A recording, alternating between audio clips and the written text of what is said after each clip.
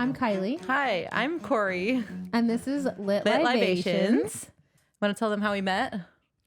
We played volleyball together. We played volleyball together. Last year, I guess it was more twice a week, but this year we probably just once. And that was against each other. Oh, yeah. We did play. We met. We played. Oh, I forgot. We're talking about how we played. Played. I'm like talking about our relationship. Like, hi. Yes, we met. We played against each other. And I don't know. I feel like sometimes when you meet people, you just really vibe. And I just felt like we kind of vibed. And I said this, like, I'm really not one to go out of my way and like specifically be like, hey, you want to hang out? Like, it's just not my personality. But I was like, we vibed enough where I was like, I think I'm just going to do it. And so I was like, Cori in the parking lot. From across the parking lot. Like, let me get your number. That's how it happened. That's literally how it happened. Yeah. I was super intimidated by you at first. Really? Yeah. Why? Well, because you were like on the other team, and like if you were there, that meant like we were gonna get our asses kicked. No. And I was like, who invited this girl? And then she's so tall and she's so good. And for real. And then like that one day that we played together, like with the 5 of us. Yeah. That was so fun. That was really fun. Yeah. I don't know. I remember that one game specifically. Really? I'm trying to think if there's like a monumental moment where I'm like, oh yeah, I vibe. It was just like an overall thing. Cause I felt, cause I only feel that way too. Cause it's not like after one first meeting. Yeah. For me, it was like, I'd seen you 3 or 4 times and things were just so like, you just had I had just a good feeling about you. So I was like, I gotta hang out with that chick. And that's what we did. We hung out and we became besties. Mm-hmm. I don't know. I'd never really thought about starting a podcast though. Really ever. Oh yeah. So that was my idea. I love podcasts. I used to listen to a lot of true crime podcasts, but those start to bring you down after a while. Yeah. So I had to take a break. But so I love everything. If there's a podcast on something I'm interested, I'll listen to it. Yeah. So I love podcasts. And then I wanted to start with one with Austin, who's my boyfriend. And and I was like, what about Kylie? Like, that would be so fun. So I texted her and I said, I'm starting a podcast with Austin, but I think we should have one too. And like immediately it was like 4 text messages in a row. Yeah. You're like, this is a great idea. What are we going to be called? When are we starting? I was ready. Yeah. I actually have a quick question for you before we get into like why we did books. This whole thing is about us drinking and reviewing books. So it's going to be a deep dive book review podcast. Yeah. I think, I don't know how I can make that smaller or shorter. Yeah. So what that means is obviously we're going to be drinking. And I think it's important while we're drinking to tell each other what our drunk tells are. Oh no. I think it's important because I have one. I know I have one. Oh, okay. What is mine? What's yours? I start telling everyone that I'm drunk. I tell everyone. Like, you're just honest. I'm like, so yeah. And my eyes kind of glaze a little bit. Yeah. Okay. What's yours? I think, I take a lot more pauses to think because the words are in my brain somewhere. Okay. I know the words. Just pulling them up can be difficult sometimes. No, I love that. So yeah, and it just gets worse with the drinking. Yeah. No, I love that though. That's not bad. So like that's how Austin would be like, you're drunk, aren't you? You know what I mean? Yeah. Yeah, like, I do know what you mean, but I can't think of I'll come back to that. Yeah, maybe we'll figure it out. Maybe we'll figure it out through this. Cause I feel like I don't know. There's a lot of brandy in this or something because I'm already feeling a bit tips. That's okay. Yeah, I'm excited though. Okay. Why books? Why books? So you suggested books and I loved it because I've always been a reader. So I was like, yeah, okay. And then I feel like you just agreed because I liked it. Okay. So no, not at all. I really liked this idea because I've said this before, but I think what's on TV right now, I get so bored. And I recently, through a couple of TikTok creators who like described this book so in depth, had got me so hooked on it, A Song of Ice and Fire. I started really getting into books from there because the stories are so different. Like you can find anything you want. Yeah. A lot of it for me is new. Yeah, true. Ooh, that's exciting. And there's a lot that are good because it's obviously probably cheaper to make books than it is to make a movie. So there's just so many options. Sure. Yeah, there's a lot of aspiring writers out there. So it's just kind of my way personally of like, I don't know, just finding something to entertain some of my time. Yeah, especially through the winter. Yeah. Gotta get something to get us through the winter.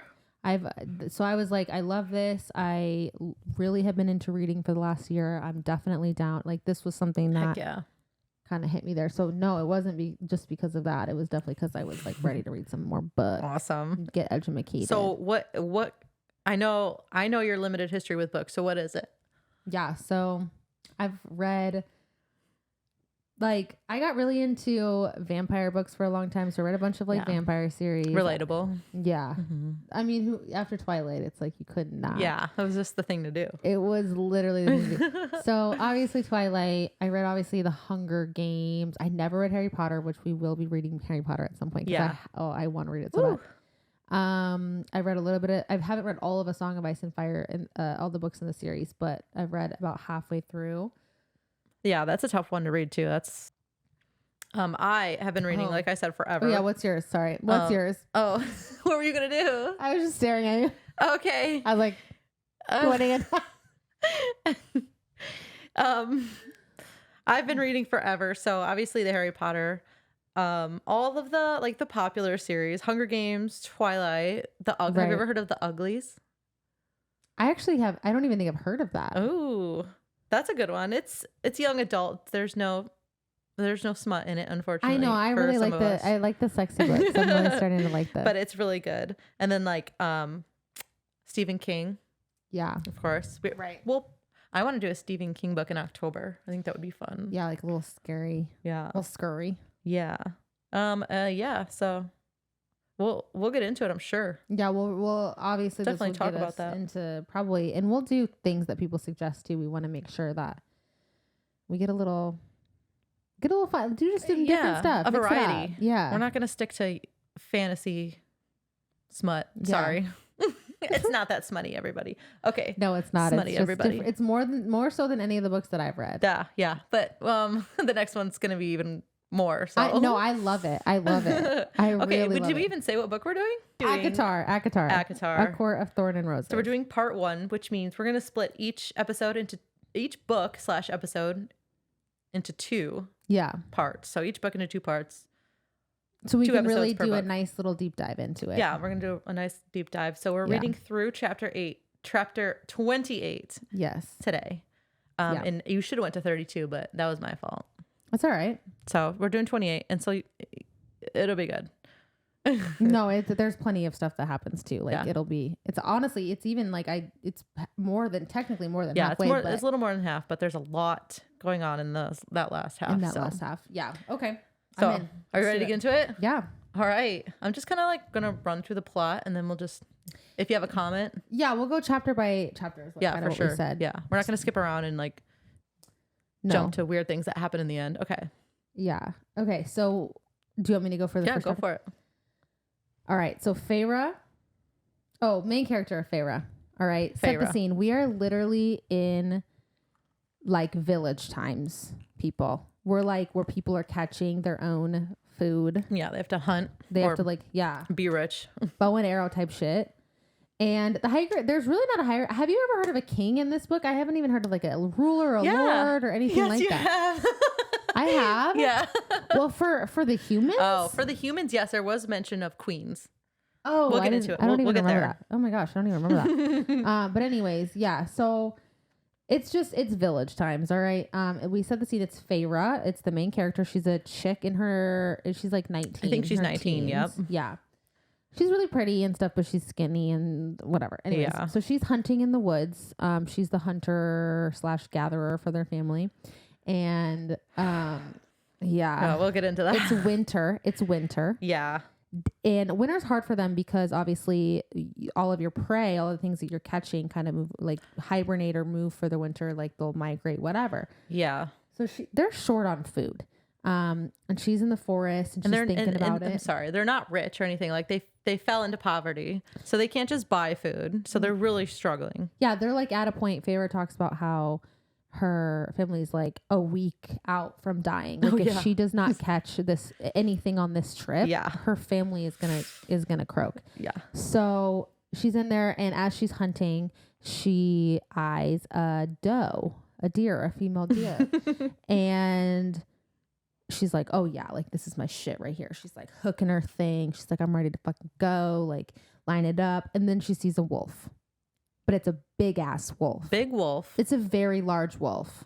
And she's like sitting there contemplating in her head. She's like, is this a fairy or is this a regular wolf? Because we have fairy. And then she starts talking about fairies. So fairies in Prythian, they talk about this. So they're in Prythian. They have their land. Humans have their land. They're completely separated by a wall. Uh-huh.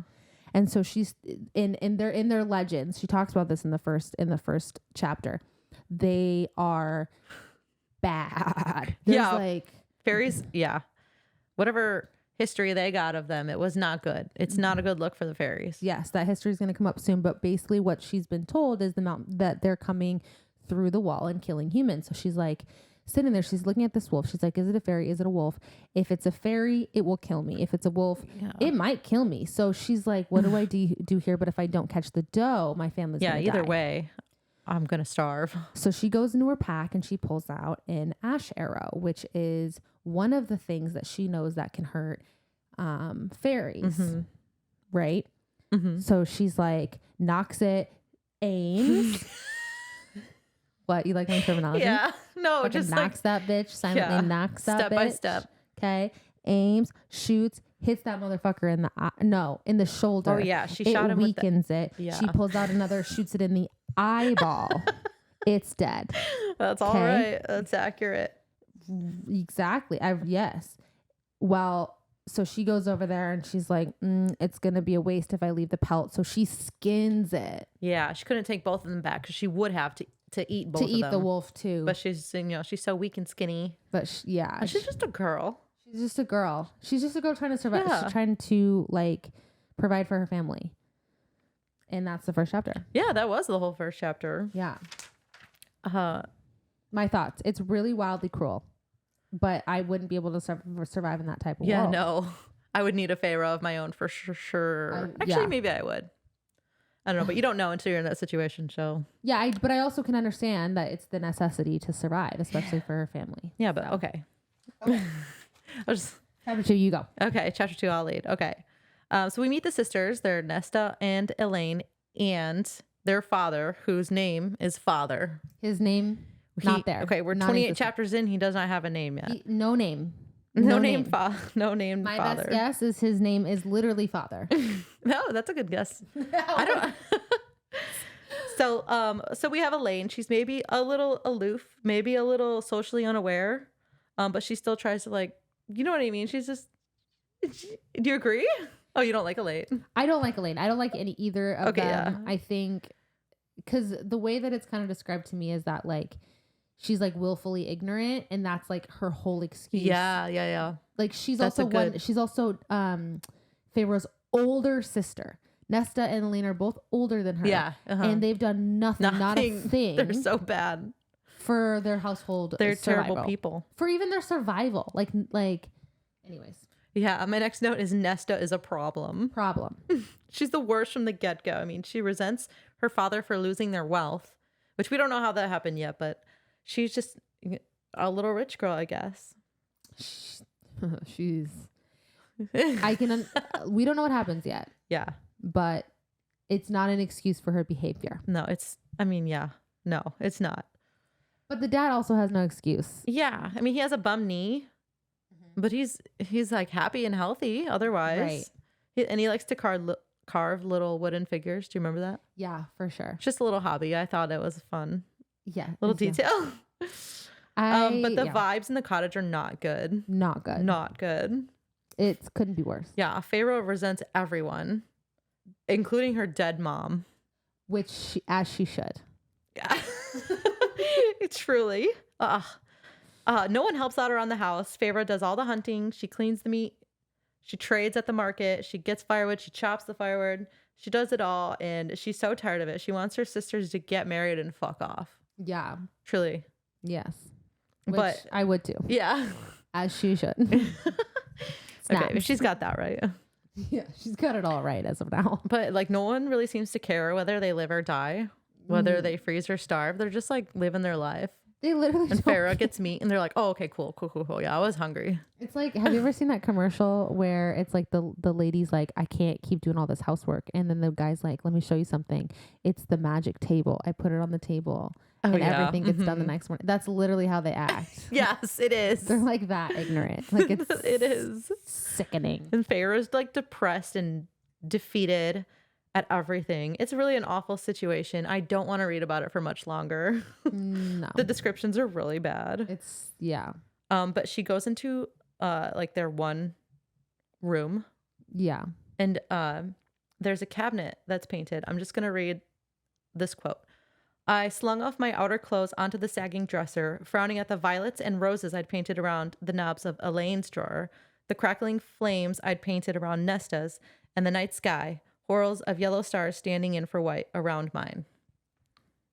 And I think, I mean, she just like, it's just like a visual, like a representation of the characters. Yeah, I agree. Like Elaine has flowers. She loves to garden.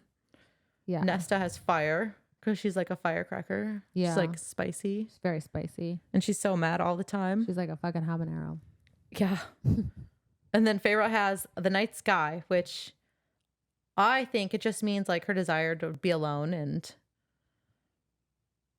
just wants to paint. She just wants to be at peace and be alone. Very melancholy. Yeah. Her sisters just need to go. But then their mom is painted in a horrible light. Right. Mom's been dead for years, but they hated her. Yeah, they definitely don't show a lot of like affection, or you don't ever hear of like a fond memory or anything where they've spent any kind of quality time together. Yeah, it did say that she was cold and distant towards them, but doted on and respected their father. And she loved parties. Right. She loved parties. More than her kids. Oh. She's like a socialite. Like she's Yeah. Yeah. Yeah. And then Farrah said, perhaps it was a blessing she died before seeing their wealth crumble. And then she said, if anything, it left more food for us. Right. Ice cold. Yeah. Farrah, it really just gives a very good representation of her whole just mindset. Yeah, she's just over it, I think. She's like, I could live or die. I don't care. Yeah. Oh God, hold on. Oh, and then we get into the promise that Farrah made her mom. Oh, was that in chapter 2? That's in chapter 2, a little bit. Oh.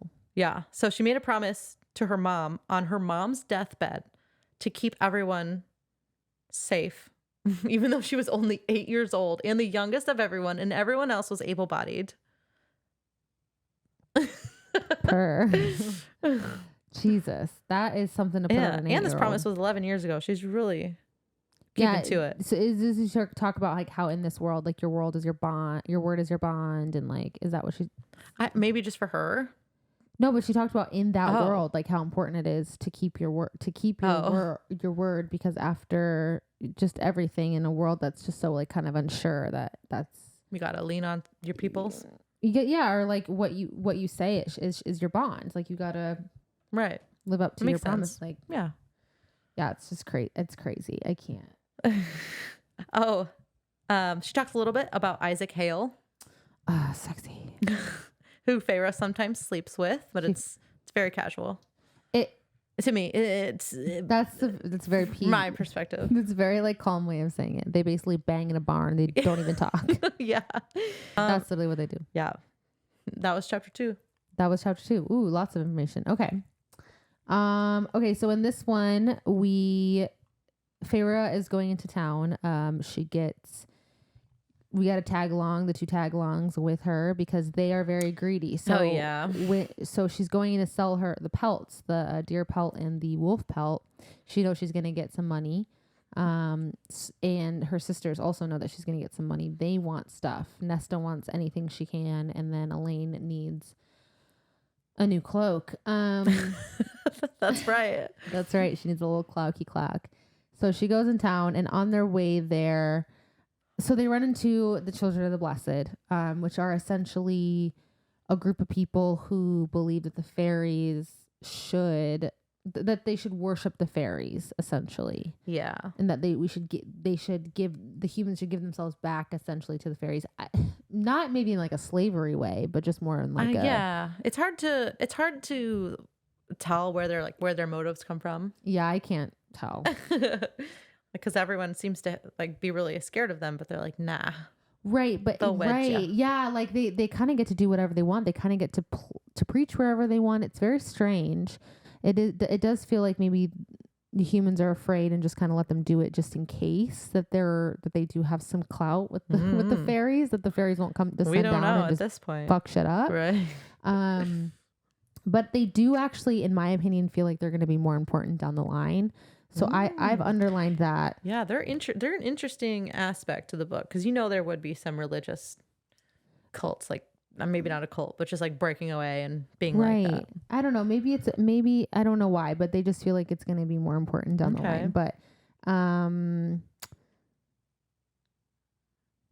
oh, okay. So then we get to the point where Feyre sells her pelts, to a missionary. She's kind of looking around. She's like, who do I sell these things to? And she sees a missionary and she's like, I'm just going to go for it. And the missionary is like, it's a funny scene, I think, for no reason. It really is like, it's very out of pocket a little bit for me. But so the missionary just gives her like she pays like way too much for the pelts. Yeah, she overpays as fuck, as you said. Right. And Feyre's like, I can't. And she's like, well, someone did this one time for me and mine. So I figured I'd pass it on, which I thought was very sweet. Yeah. And then she gives Feyre a warning and she's like, there's been more attacks and there are people that I've worked for that are telling me to go south. Yeah. She's like, basically like, be careful. She's like, don't go to the wall. Don't go to the wall. Don't do that again. Don't do that shit. Don't be. Those things are getting through. They're getting through. And she also feels like a character that's going to be more important in further on that hasn't, but it does feel like it. Oh my gosh. It's interesting, but we won't. Okay. Anyways, I don't want to spoil anything. Yeah, I could be wrong, but she does feel like That's funny. So I have a note about the mortal queens that I was talking about. We learn a little bit about the Fae human history, and it was very bloody until 6 mortal queens crafted a treaty for a cease slaughter, not a ceasefire, and for the wall to be built. So I guess that was where the wall came from, and that's when the Fae and humans took to their own territories. So it has something to do with 6 human queens. Yes. Okay. That was a very small note that the mercenary said, I think. Yeah, that was small. I didn't even notice that. Yeah. Interesting. So maybe she's one of the 6 mortal queens. I don't know. She just felt important. That character really just felt important to me. I didn't know funny. Why. I thought she felt like an NPC in a video game. Like you had to ask the right questions to. Really? Yeah. But I don't know why. I feel like that came from somewhere and I'm not quite sure. But I mean, I love her. Yeah. Oh, shit. No hate to the mercenary. And anyway, so she goes back. She's like, okay, cool. Like something to note. And then she meets with Isaac Hale. Her little bang buddy. Oh yeah. And she gives Nesta and Elaine a copper piece and gives to send them away so she can. She's like, she's overpaying in my opinion for Isaac Hale, but whatever. And then she goes and gives him a little sloppy toppy, and then goes back home. Oh, that was unexpected. Yeah, expect unexpected. Okay, that's what happens in this book. And when she gets back, they eat, and then something just bursts through the door. Oh my gosh. This is a fun part because I didn't pay attention a lot to this part when I first read it, so I really paid attention this time. Okay. So we have a beastie man's push through like the whole front of their house and scream murderers. So that's she just busts through their house and screams murderers. That is crazy. Can you imagine? And he's so big and he absolutely destroys their house. And it's just funny. Okay, so he's large as a horse, apparently. Somewhat feline body, distinctly wolf head, curled elk-like horns. And then black dagger-like claws and yellow fangs. So I need someone to draw that for me. in their hovel, like walls crumbling. Yeah, I want to see that part too. Like, could you imagine what I wouldn't even know what to? I couldn't even breathe. I'd be like, what the hell? So yeah, but I mean, they're screaming. Everyone's screaming. They're scared shitless. Feyre pretends she has a chance with her knife. She grabs a knife. She's like, I'm gonna and he kill just it. again screams murderers. So from his view, he just bursts in, screams murderers. Everyone's screaming and scrambling around. Feyre's got a knife. And then he just says murderers again. Which is basically like a toothpick. Murderers. And that's our introduction to Tamlin, but we don't know that name yet, so that's a spoiler. It's like a next chapter, sorry. Yeah, it'll be soon. Don't you worry. And he said, who killed the wolf? And Feyre, she's acting so chill through this. And she's like, I killed it. She doesn't even have watery bowels. Oh, not yet. No. I started a checklist account list for that phrase. Oh, no. But she, like, Feyre is so skinny and frail. Like, Tamlin thinks that she's lying. She's like, no. Who killed the wolf? And she's like, who killed the wolf? Oh, like, that was me. Yeah. Oh, that wolf? Yeah. Like, and then she's like, but yeah, like, she's so it. chill. But and then he's like, okay, it was an unprovoked attack. I'm just determined that I just did an investigation. It was an unprovoked attack. And Feyre's like, okay, well, what do I do to fix this? Just let me know. True. Sorry, like, the jury's out, and I'm telling you right now, they're back, and they said that it's unprovoked. Truly. And I'm judge and jury. So, and then she was like, well, just tell me what to do to fix this. Like, it's no problem. It's my bad. Yeah. The wolf gives her two choices: come live with me in the fairylands, or get shredded to ribbons outside. Oh my god, the amount of times he shreds to ribbons is uncanny. Really? He shreds so many things to ribbons. Yeah, they do that a lot in the series. They do. And then father, his reaction. Yeah, father. Father. He's right? like, yeah, Pharaoh. Oh my god, go. Oh my god, like, you need to get out of here. Go and never come back. You're not meant to be. Yeah, truly. Please, never. You're not meant ever, for this place. And the wolf says, okay, we're leaving now. So she has to pack her shit. Does she even pack her shit? I don't even remember her packing shit. I don't know, maybe. It says she gets ready to go as she's like throwing shit in a bag. She's like, here's how to survive. Turn the meat into jerky. There's money on the counter. That'll last a little while. And then she also tells Nesta not to marry Thomas Mandry because his father beats his mother and none of the sons do anything to stop it. What a way to go out, Feyre. Those are last words to her family. They had a whole fight about Nesta marrying Thomas Mandry. She's like, Feyre's like, we don't have a dowry. Like, their family's starving. His son almost killed me in the woods once. Like, this isn't a good dude. Yeah, we have nothing to offer them. Don't do it. Like, please don't. There's nefarious things going on. Craziness. And yeah, so now then that's the bomb she drops before she leaves. Is like, by the way, your grandpappy, your new grandpappy-in-law is a fucking wife beater, okay? Don't do it. Get out of there. That's your future, honey. Okay, bye. Bruises are hard to cover than poor debt or like poor finances or something like that. It's something what she said. Yeah. Oh, I was like, Feyre, why didn't you bring that up before? Right? She's not the brightest. And initially, it's not even just that she's illiterate. She just isn't a bright girl. Oh. Like, not even just that. That's funny. Okay, chapter 5, super quick. It's literally them going to Prythian. I think they were like riding along, and they're like riding along. She's like, I want to start a conversation. And he like got so annoyed that he like basically magicked her to sleep. Yeah. And then like, as she wakes up, she's like at the castle, but the whole, like, she's thinking too before she falls asleep. She's like, how can I kill this guy? She's like prepared to kill and run for so long. Too long. Like, where's my knife? What else can I do? Where's my useless fucking knife? Where's my goddamn knife? Okay. That's like her weapon of choice is a knife. Yeah. She can like fucking shoot arrows, but she's like, where's my knife?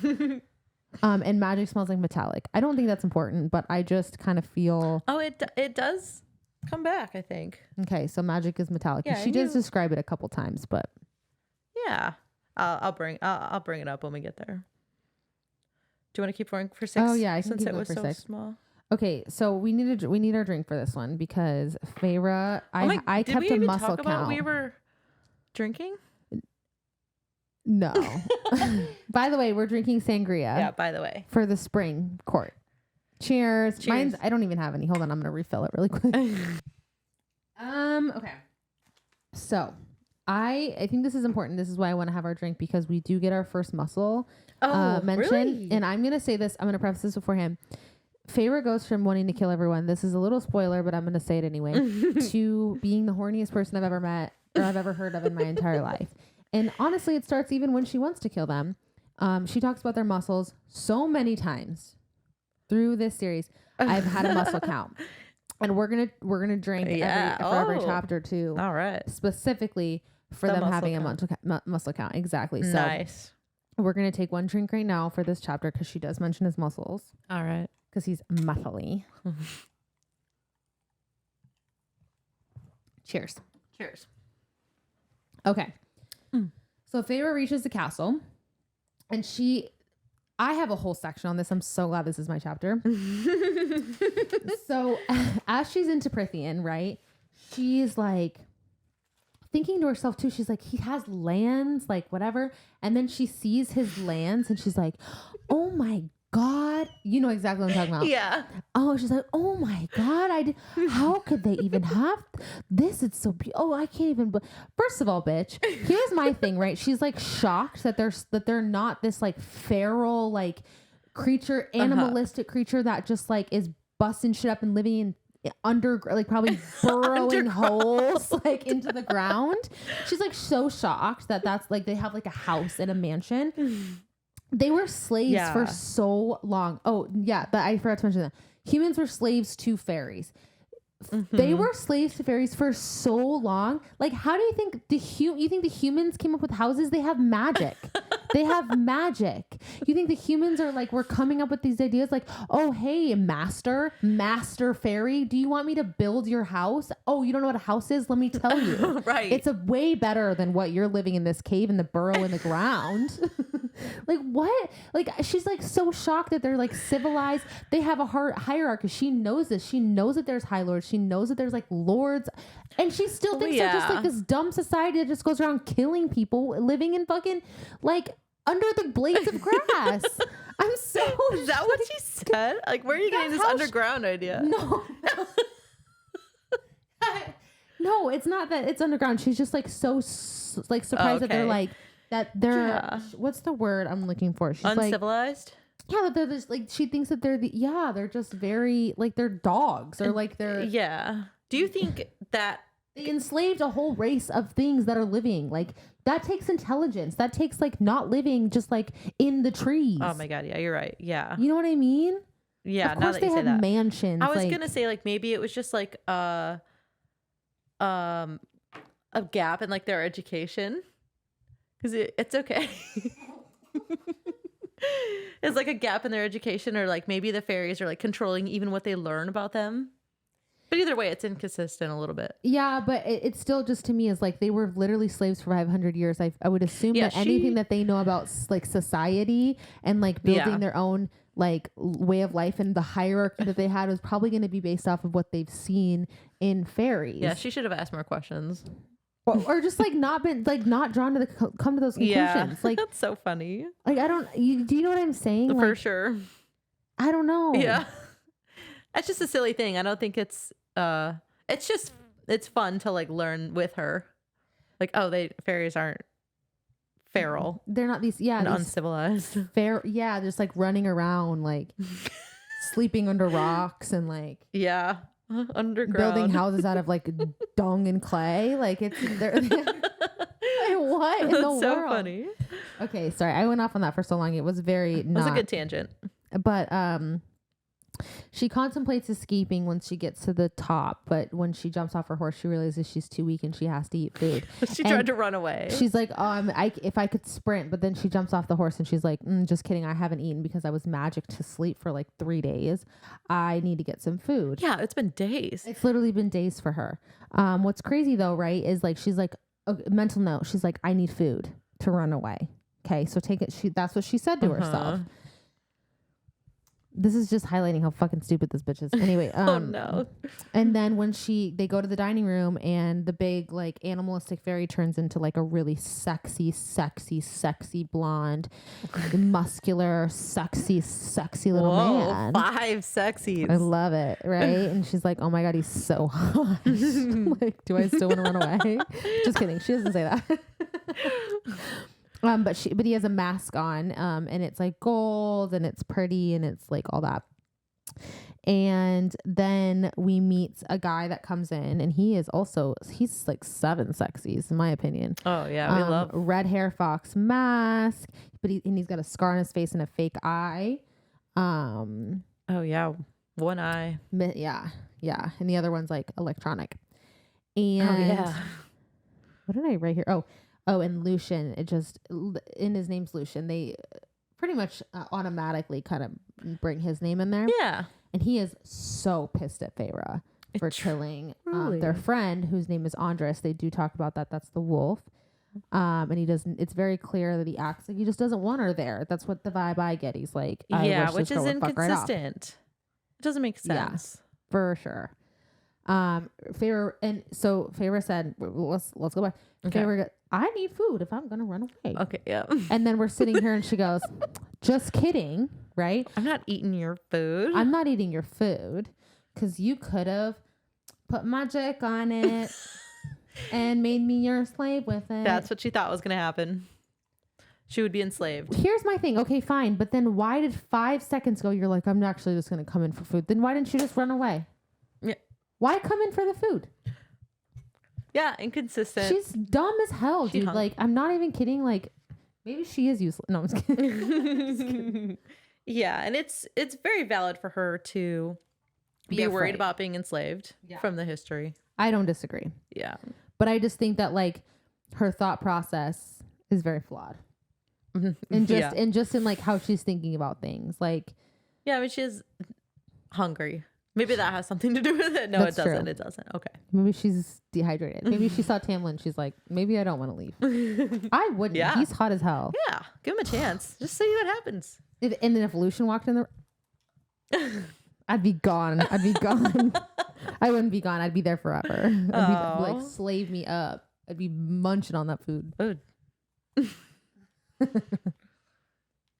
right. Chapter 7. Oh, it's that chapter 7. I have a lot more notes from chapter 6. Okay. So I'm just what gonna are your say notes from chapter 6? Sam. I was just gonna say that Feyre is still pondering over the masks because Alice. Yeah. We meet Alice, who's in like chapter 6. Mm-hmm. Oh shit. Is that where he tells her to go? Just escorts her to her room, Alice. Oh yeah, and he tells her to go take a shower. I think so. Yeah, that makes sense. And then we overhear a conversation between Lucian and Tamlin, which is. Anything that's being overheard is usually important. Yeah, very important. So Lucian says to him, that's the hand the cauldron thought to deal us. She brought Andros down. We should have never sent him out there. None of them should have been sent out there. It was a fool's mission. Yeah, that's actually really important to my theory too. Okay. And he's super bitter about it, which is a clue as to what's happening, but we don't know what's going on. And he also says maybe it's time to make a stand and kill her or whatever. And Tamlin doesn't like that and says she has to stay. And then Lucian says, then you've got your work cut out for you, old friend. No, yeah, you're right. So that did happen. So we got to figure what that means. I just want to say, yes, that's very important. That's actually going to be very integral to my theory that we're going to talk about first for the part 2. But I just want to say when he tells Feyre to go upstairs and take a bath, that was so mean. And I can't. Yeah. That was so mean. Yeah. I would be thinking about that for 4 days and 4 nights. But okay, and then another thing, like Alice, like she gets bathed by servants. Yeah. And like, they dry her hair, they like brush her hair and stuff, and she just is like, oh, that's the way it is. She doesn't say a thing about it. Like, there's just servants here, and I'm just gonna get taken care of by them. Yeah. Yeah. I don't know. Feyre is something wild. She's like, got it. Oh, and then Alice says no one should be upset about Andros. They all knew the terms of the treaty. He might find trouble, and so did everyone else. So just keep your head down, and you won't find any trouble. Yeah. And she sounds super annoyed. I feel like she's always very annoyed. She does, yeah. But we love Alice. To be fair, I kind of get it. Yeah. When we learn a little bit more about her backstory, I do get it. Yeah, for sure. Yeah, I do love Alice. I do feel like she's going to be a good ally for Feyre, and she's just going to be honest for her too. Like, I think that's going to be really nice. Yeah. It's going to be comforting for Feyre. That's true. All right. So the next chapter, we still don't know Tamlin's name, but learns it here when she shows up to dinner. So never asked him his name or anything, but they go to dinner the next night or the same night. I'm not sure. Oh, it's the same night. And it's important to know that Feyre at this point does not want to wear a dress. She wants to just wear like pants and a tunic. Yeah. Which is fair because she wants to be able to run at a moment's notice. Mm-hmm. She asks Tamlin and Lucien what they plan to do with her, and they ignore her and tell her to sit down and eat. They're so annoying. She's gonna be so hungry. It's been so long. Literally so like 4 days. No, probably 2. Okay. And Tamlin says she looks better than before, and her hair looks clean. And Lucien looks at him encouragingly, like, you're doing great, buddy. Can you imagine that scene to be like, if I was Feyre, I'd be like, there are so many scenes where I would have been just laughing. Like, this is funny. What is this? It's funny when you think about it. It really is. Oh my God. And then again, Feyre asks what they plan to do with her, and Tamlin says, nothing, do what you want. But then at that point, though, they ask her if she has any interest. I think Lucien does. Yeah, they do. And oh, wait, there's a moment that Tamlin keeps Feyre bound to a dining room chair by magic until she eats. Yeah, because she refused. Yeah, which is wild. But what I think is crazy about this, when they ask her, is she likes to paint. It's been established at this point. She's a painter. Yeah, she talks about painting all the time. She painted their dresser drawers. All over her sister. She paints little paintings all around the cottage. Yeah. Yep. And in this moment where she has an opportunity to say, hey, I paint, it's not going to put her at any risk. It's not going to like paint her in such a light where she has these skills that everyone else should be afraid of. It literally is just a hobby. And she does not say that. That is crazy to me. The moment that she does, though, it kind of makes sense. No. We'll get into it. It doesn't make sense. I have no misstep. No. We'll get into it. Maybe I'll change your mind. Okay, so all right, backtracking a little bit. She's trying to get information out of these people. She asks, why was Andros even in the forest? But anyway, so Tamlin says there is a sickness in the lands across, is it Prythian or Prythian? It's Prythian. Prythian. And it's for like 50 years now. And they call it a blight, and it diminishes their power. He says the masks are a result of the surge of the blight. And that happened at a masquerade 49 years ago. That sounds cool. That's important to note, though, too. Yeah, it is. Like that year specifically. Yeah. 50. Yeah, it's always 50 years. They've been stuck in those masks for 50 years. Yeah, they say they in their stories, they kind of go back and forth between 49 and 50. Oh, yeah, I think it's 49. But either way, yes, like roughly 50. But yeah, so, I mean, ultimately, his excuse for Andros being there is he was looking for a cure. Which is a good cover. Yeah. Oh, that was the first time he does tell her that her family's taken care of in chapter 7. Oh, is it? Mm-hmm. Did I miss that? Because she... Oh, yeah. Tamlin tells her family... do you know how it she hits them with the, do you know how it feels to be starving, to not know where your next meal will come from, and when, which I thought was very justified because they... Like, this is where I got so frustrated with Tamlin and... Well, mostly Lucien, I should say, because... I do feel like Tamlin kind of had some sense of understanding because he was there, but and I actually think this is important for later too, though. The way that I thought this was weird and interesting how Lucien always just kind of said like, do you hate us so much? Would you even have cared if you knew it was a fairy? Like it was immediately going to like her hatred of fairies as opposed to like even trying to ask her questions or understand like what it even feels like to be hungry. Yeah. And like her thought of just like, it's not that she wouldn't have cared because she hates fairies. It's she wouldn't have cared because if she didn't kill that deer, her family would have died. Exactly. Yeah. And they can't understand that. No, they both come from such a place of like, honestly, like privilege. They are rich. They're both rich. They have never felt that. No, that's an interesting comparison. And like I did not think of that. I just think it's interesting. I think it maybe is important to my theory later. Okay. I'm excited to hear your theory later. The way that he kind of just pushes that hatred. Yeah. But it's like, sorry, Lucien, I get you can't date anyone. Yeah, you want, but I'm sorry. But you don't know what it feels like for everyone you love and care about to be hungry. Like that's different.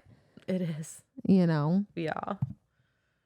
Okay, I'm sorry. No, I can keep going. Oh, and then like they went to bed and I know she planned to like explore the gardens. She sets a trap at the door because she's so scared. Right. When she's on her way to the garden, that's the first time she notices the paintings on the wall. Oh yeah. But she won't look at them if other people know that she's interested. No, she won't. She really won't. And that was all for chapter 7. That was just a little early. Okay. Oh my God, I had a big note for this one. This says, I think this is kind of a boring chapter for me. Okay. Because it says all that really happened this chapter is that she decides to try and convince Lucian to like push Tamlin into letting her leave and like getting out of the estate. What is that called? The treaty. Oh yeah. Yeah. So she's like walking around. She feels like a presence on the grounds, and she can't explain like what's going on. She just can't figure out why she feels like she's seeing things around, whatever. And that I do think is connected to something later, but okay. And oh my God, this is where they have dinner and Tamlin and Lucian kind of talk about her background, and she talks about her mom and how her mom died. So I put a little list and I said the first thing that they found out before they knew she liked to paint. They found out that her mom died. The things we learned before Tamlin learns that she likes to paint. That she likes to paint. Literally just to paint. And it's that her mother is dead. Yeah. And how she died and when. And how old she was. And the promise. And literally and the promise is later though. No. Oh, I thought it was later. I think she talks about her mom made her promise to keep them alive. Oh no, I just wrote that in. Yeah, I was gonna say that that's it. It's when the puka say comes. That later. Oh yeah, the puka. That's when she says that. Puka. So, but they find out her mom dies. Before. Oh yeah, but she was like, "How'd you know my mom was dead?" And he said, "I noticed that there was no signs of an older woman living in your home." Yeah, I guess we could blame it on like that, but like, what would he see if she was there? How like a fifth glass? Yeah, a fifth. I don't know, maybe one table. of those young girls that's there as the mom. Or a fourth setting. Oh, I can't count. She just has really good Botox. Who knows? That was funny. Drink for chapter 9 because there's muscle count. All right. 2 muscles.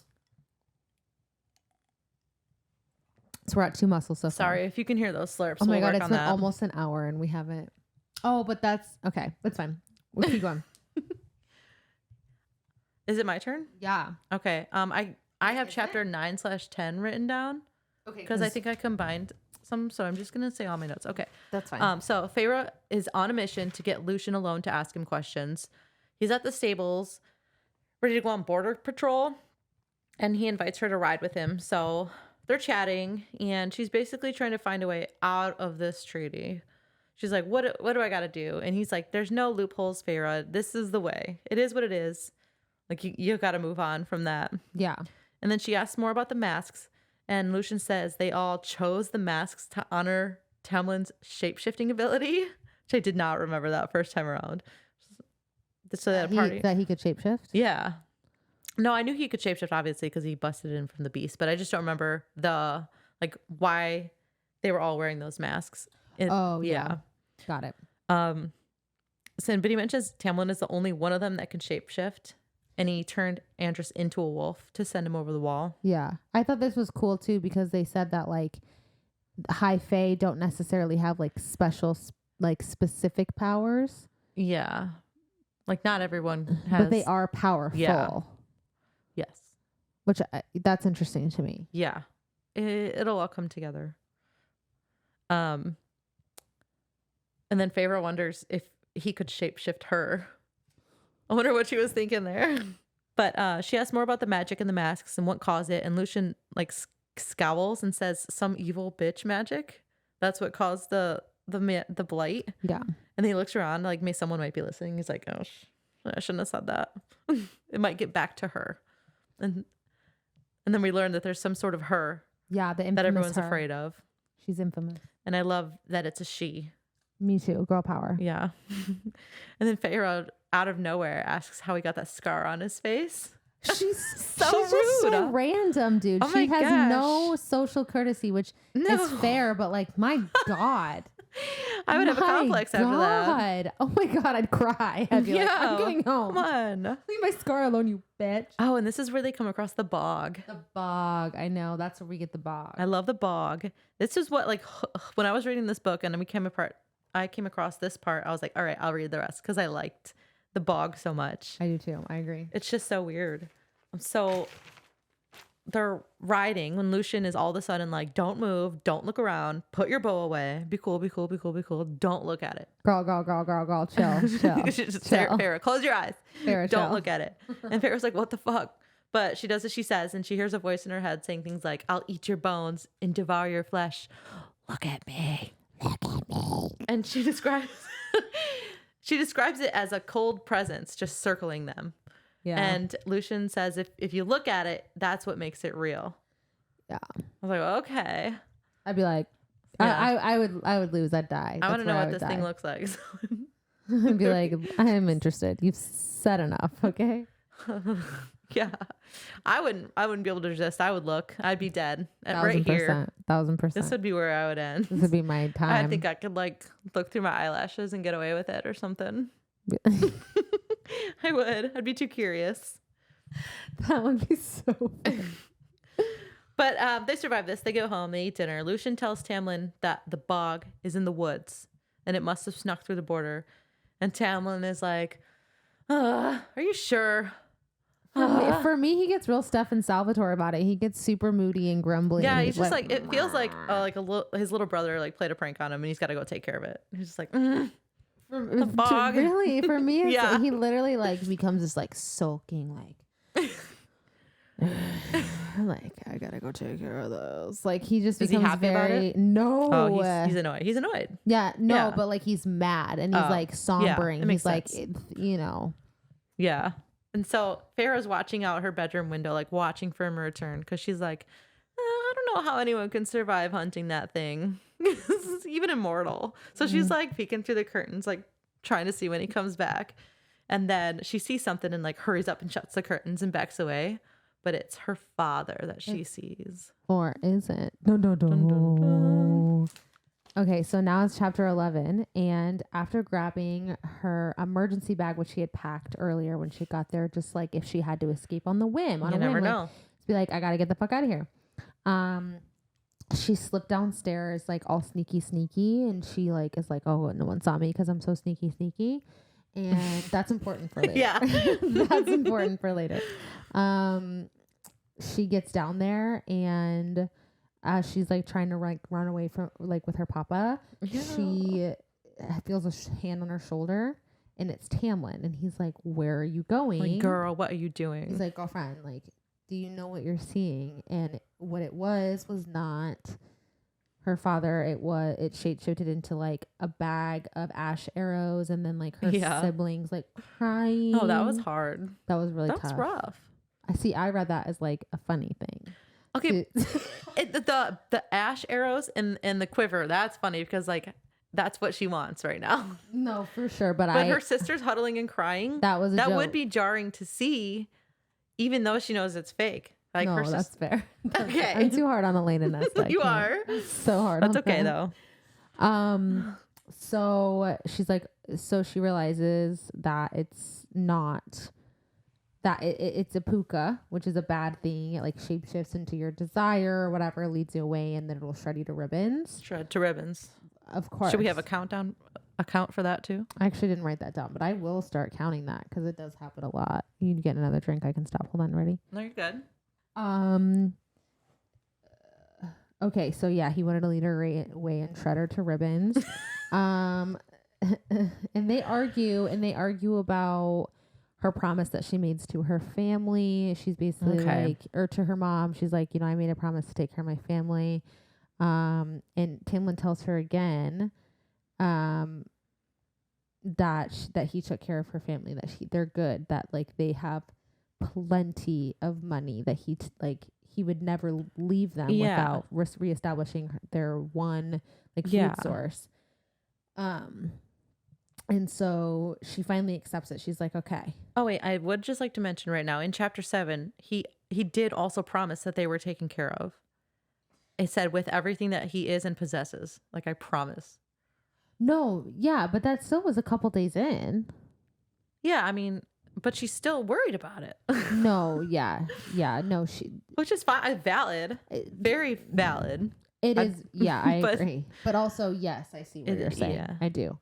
But this is where she finally accepts it. She's like, okay, I accept that they're taken care of, and I've done what I need to do. She can focus on other things now. Yeah. And then, she starts just like kind of doing rides with Lucian and going about her daily life. But then this is when she starts having nightmares about killing Andres. She basically has the reoccurring nightmare that she is about to kill him with a bow and arrow. Oh, I didn't write that down. Yeah, I don't know. I did. I feel like it was. I feel like it was important to just like establish that this is her. She got a little PTSD. Yeah. Yeah. So I mean, she's wandering around the manor in the middle of the night, I think, looking for hiding spots because you never know when she's gonna need maps. That. Right. Yeah. Her illiterate. Yeah, maps. She's mapping it out with her letters with paper and pen. And Tamlin comes home, and he interrupts her little circles and X's she's making. And he's limping a little bit. And she's like, did you kill the bug? And he's like, yeah. Tamlin sees the map and calls her out for not being able to write. So that's the thing, too, that he knows about her before knowing that she likes to paint is her mom's dead. And she's literally illiterate. Like, she literally cannot read and write. And then she feels sorry for him because this manor wasn't supposed to be his because he inherited this title. Yeah. She feels sorry for him. She's That's like, wackadoodle. Oh, God, I can't. It's wackadoodle. It is. I feel sorry for him. He's fine. He's well off. Anyways. Yeah, he'll survive. Yeah. Clearly. His hand is bleeding, and she relates to him because if he doesn't want a flashy manor and an entire territory, she assumes he would rather be like live a quiet life, and that's what she wants. That is. With her dad, though. Yeah. Yeah. Oh. He brings it up again that she can't write, but she can hunt for her family. She's like, there was a gap in my education. It literally is not my fault. Okay. I missed the second grade. Oh. All she wants to do is look at the art on the walls secretly because it's embarrassing to be interested in art, I guess. She's just not ready for it. It's embarrassing, and it's just this huge thing that will really they're going to be very afraid when they learn she likes to draw. Yeah. But she overhears another argument between Lucian and Tamlin. Lucian was upset with Tamlin because how there's not much time left. And all he's doing is sulking like he's not even trying. And Tamlin's like, fuck off. I'm doing what I want. Like, stop. Yeah. And there's a sense of urgency coming from Lucian. Then Tams just seems resigned to their fate, whatever it is, whatever's going on. It's too late. There's no hope. He doesn't have any hope. No. But then all of a sudden, so Tamlin has time to ride with Feyre for fun. And she's like, he's the most dangerous creature I've ever encountered because he killed the bog. And that bog was like, for real. That bog was no joke. Yeah. And that's the truth. That's facts. And she's noticing his muscles. Yeah, there is muscle count. His hair and his lips. Oh, yeah. I forgot. Oh, of course she did. Muscle count.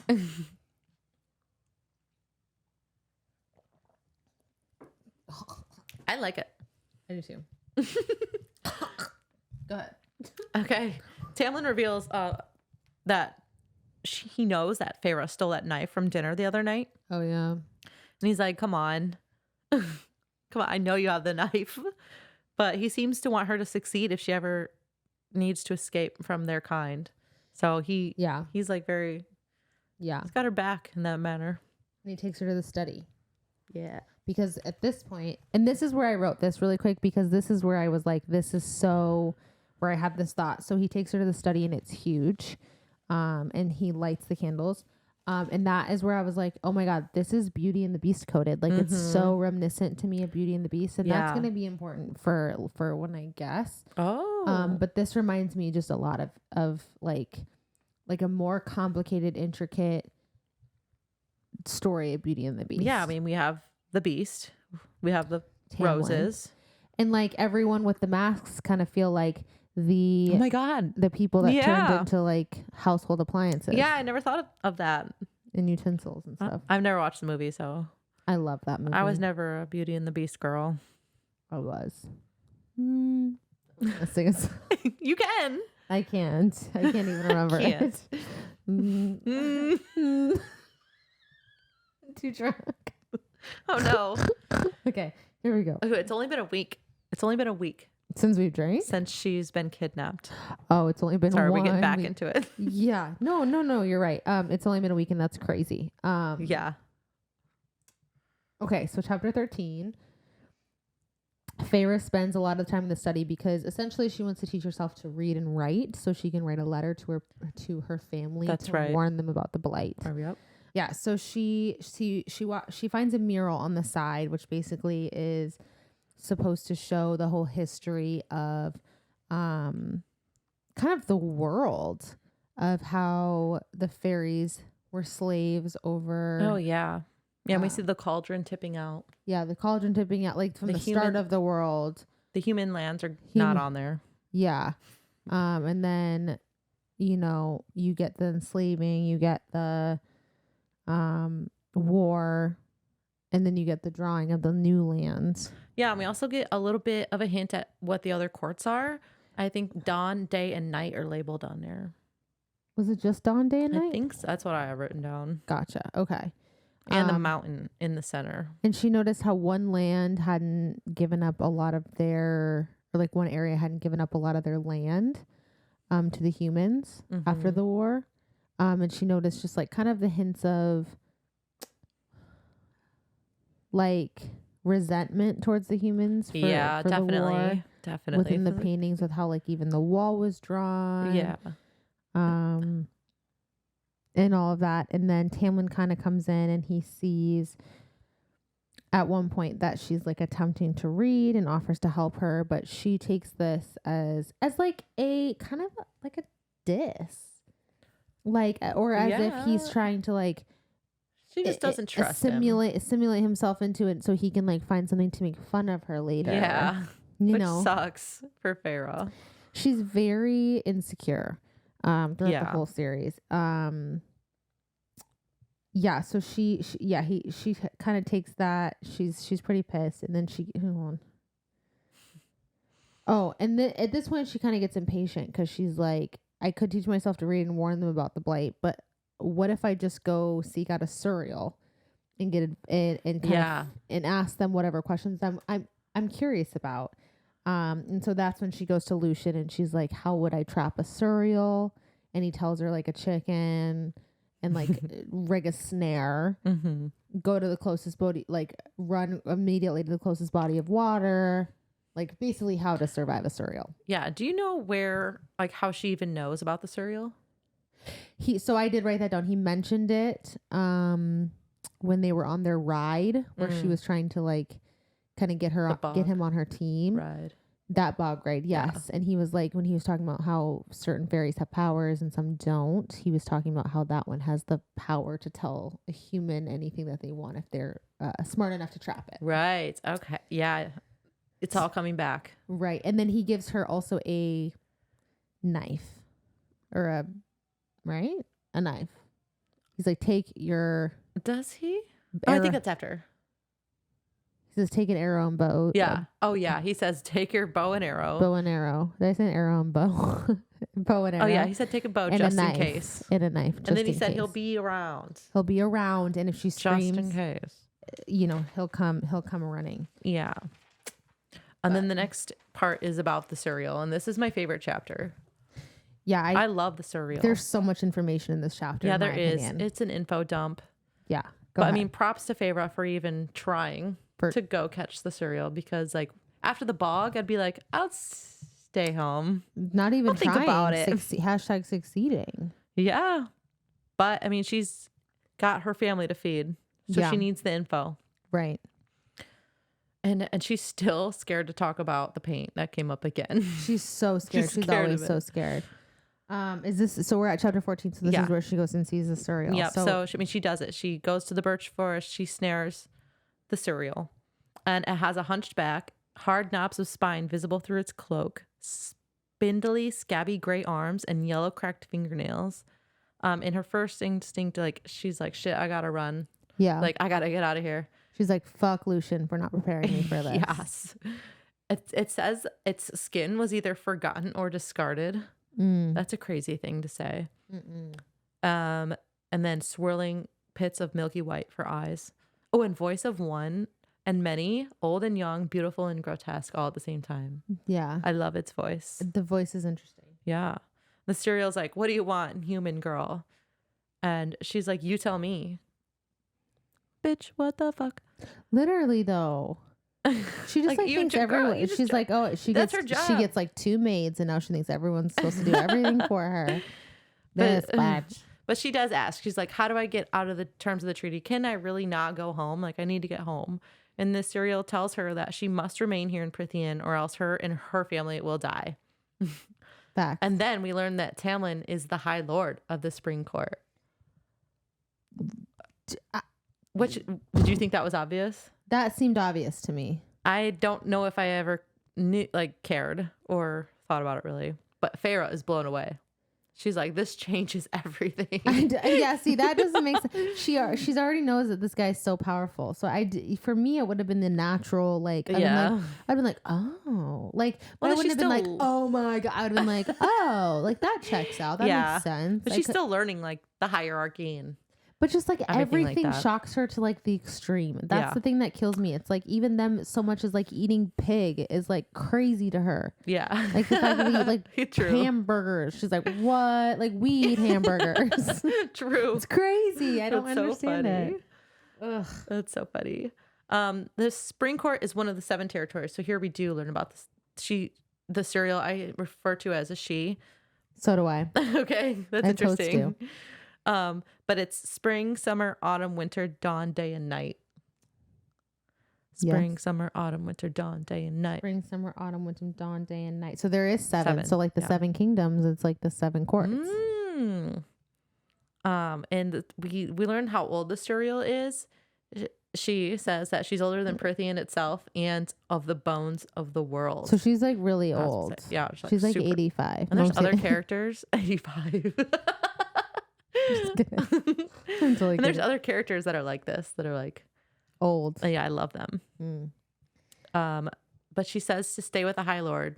That's where you'll be safe. Just stick with them. That's like her only command to Feyre too. Yeah, it was the like whole time. That's the only thing. She's like, this is what you need to do. This is what needs to be done. When in doubt, stay with the High Lord. When in doubt, don't run. Don't leave. Stay with the High Lord. Yeah, and she asks the cereal where the blight came from, and cereal called her his human woman. Oh yeah. And that sparks something in Feyre. She's like, oh, that's hot. Oh. She's like, oh, okay. Okay, and there's another okay, so there is something about a king here. We learned that there's a king in a land across the sea called Highburn. So he's not High Fae, I guess, but he's just a king. And I don't really know the significance of that, but no, this is important to my theory later too, by the way. And this king is mad about the treaty to separate the human lands from the Fae because he liked the slaves. So he started the war against the humans 100 years ago, and the various courts of the High Fae like 50 years ago. And then someone betrayed him, and that's all we learned from the cereal because they're interrupted. Something's coming after them, and the cereal is like, you run back to the High Lord's Manor right now and live to see everything righted. And then she's also like, please free me. These things are going to eat me. Like, you need to untie me. Yeah, like, let me go and then you go. Yeah. Like, put my mask on first and then your mask if we're going down a plane. Oh, I love the cereal. 10 out of 10 character for me. Yeah, I very much like that queen as well, which I'm going to refer to her as my queen. Yeah, interesting that we both went female. Oh, because I feel like Feyre referred to the cereal as a her as well. I do feel like that because I was like, why do I feel like it's a her? I was thinking the same thing. Okay, we got to take a drink. All right. Oh. Because we got a muscle count in this one. Oh, shoot. Yeah, so basically the Naga are coming after. Yes, I love the Naga. There are 4 Naga, and they attack Feyre and the cereal. They come up and they're like, oh, we love a human and we got a nice cereal. This is going to be... Why did I say that? What accent was that? I don't know. It kind of went southern. I don't know what happened. So this is more... Okay. What kind of like accent do you think they have? Snake. That's not a snake. Hello, human. Was that good? Yes. Oh my gosh. And they were like, we get to eat you, and then look, what is the prize? What's the cereal? Got really. And they're upset because Farrah is so skinny. She's so skinny. And they're like, oh my God, there's not even a lot of meat on this one. They're like, we're just gonna leave you here for the other things to eat. Anyway, so Farrah knocks her bow and shoots one right at the cereals. Rope in it releases her from her snare, and so she like darts off, and that then was nice. Farrah screams at the top of her lungs and then dips. Mm-hmm. She's like, I'm out. And she puts up, I don't actually remember how she kills everyone, but she puts up a really good fight though. She does manage to kill 2 of the Naga. They're scary too. Like they're scary. Yeah, like she is not winning this race. No, she's alone. No. And then at that point, like right when she's about to get like KO'd, she's about to die for sure. 86th. She's right. Not even knocked out. She's about to get literally like 6 feet under. Oh gosh. Tamlin comes and he starts ripping them to ribbons. Shredding to ribbons. He just starts shredding them to ribbons. He disembowels them. Which is essentially ribbons of bowels. And he kills the other 2, the 2 that she had not killed. And this is kind of the point where she accepts her whole fate. She's like, okay, like the cereal just told me, like, I know now, being with the High Lord of Prithian here in the Spring Court, it's going to be what happens. And this is what needs to happen. And everything will be righted if that's what happens. And he's got muscles. And there's a shift right here. I'm going to point it out. Since she learned that Tamlin was High Lord, everything's changing. Yeah, she's a gold digger. She's so smitten that the High Lord of the Spring Court thought Farrah was good enough to save. Yeah, she wants his money and his magic. This is a turning point for her. She's shaking that ass, for sure. And she's trying, so the next day, she's taking a bath. She's trying to get information out of Alice. And she's like, stop asking questions. Tamlin's got it covered. Don't even worry about it. Like, just live your life, girl. And then Alice reveals that she knows that Farrah went to go catch the cereal, and she heard from the kitchen staff.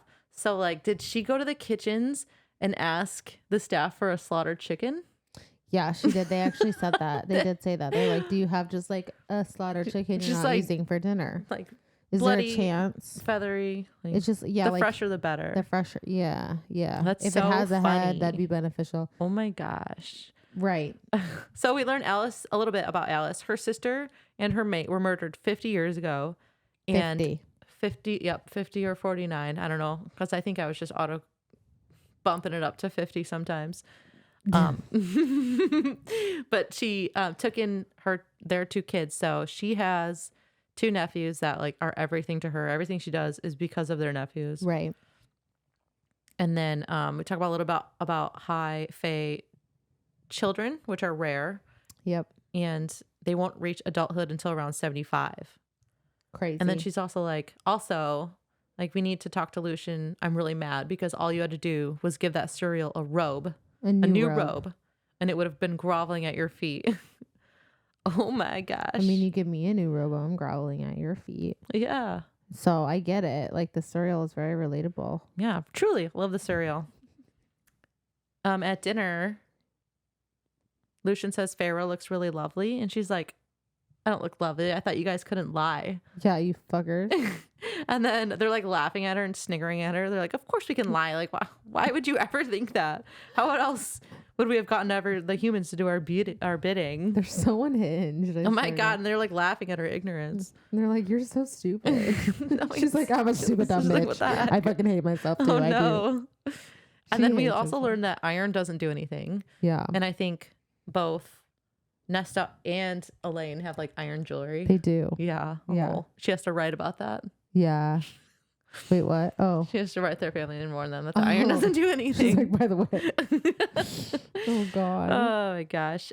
Yeah. She's supposed to figure out how to write ashes. Yeah. She doesn't know how to spell it.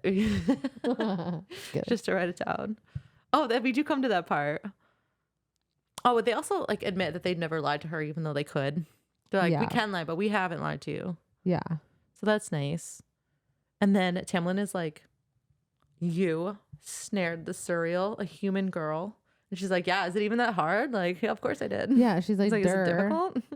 So she's blushing and so smitten because he's the High Lord. But then he busts out of a list of words that Feyre doesn't know how to pronounce that she wrote down, or she doesn't know what they mean or whatever. And the words are unusual, Q, slaying, and conflagration.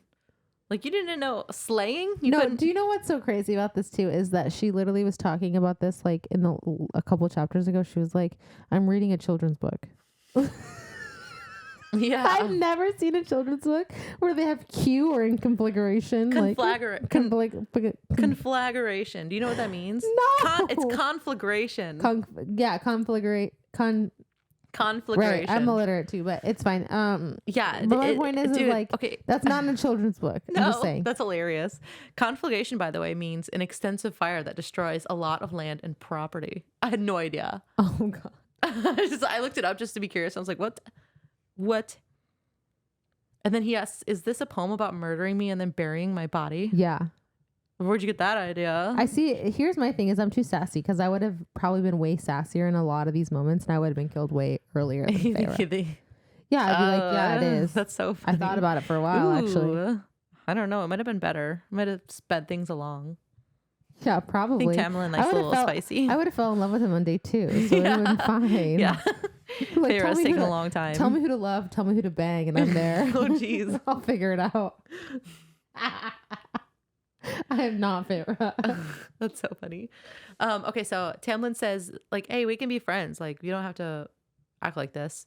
And she's like, is that a thing for Fae and humans? He's like, yeah. How do you think the humans even survived the first war? Like, we had Fae, they had Fae allies. This actually was something I guessed too. And this is something where it's like, to me, like, this isn't about book smarts. Like, this feels street smarts. Like, this feels like she'd be a terrible detective. Oh, like, yeah. She cannot connect a dot for her life.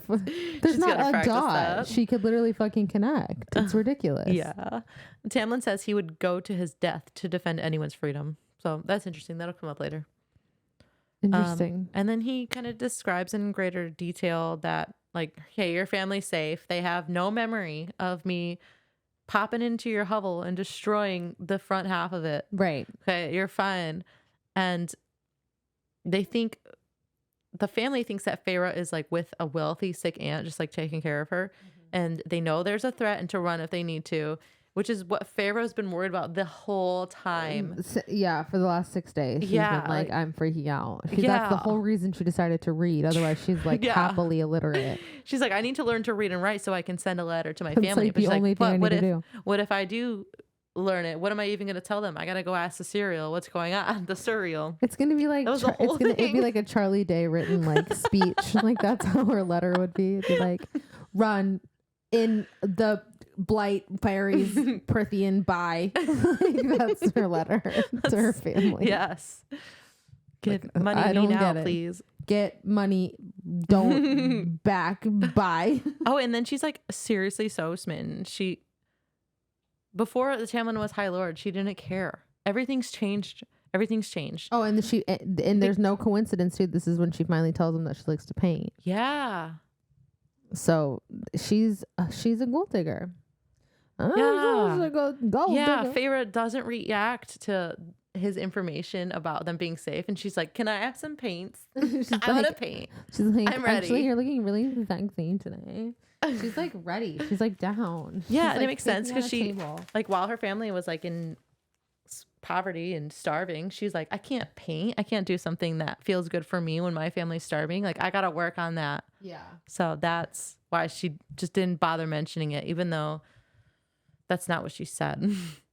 Yeah, she talks about painting everything too. This girl can paint fucking literally everything. I swear to God. She's like, oh, I just like want to catalog this so I can paint it. I want to catalog that. Yeah, so she like hears the birds chirping and she's like, I need to paint figure that. out how to paint that. Yeah, she's like, I smell something. I gotta figure out how to paint that. How do I paint that? Okay, next chapter we also got a muscle count. But this is a sad one though. Oh, this is a really sad chapter.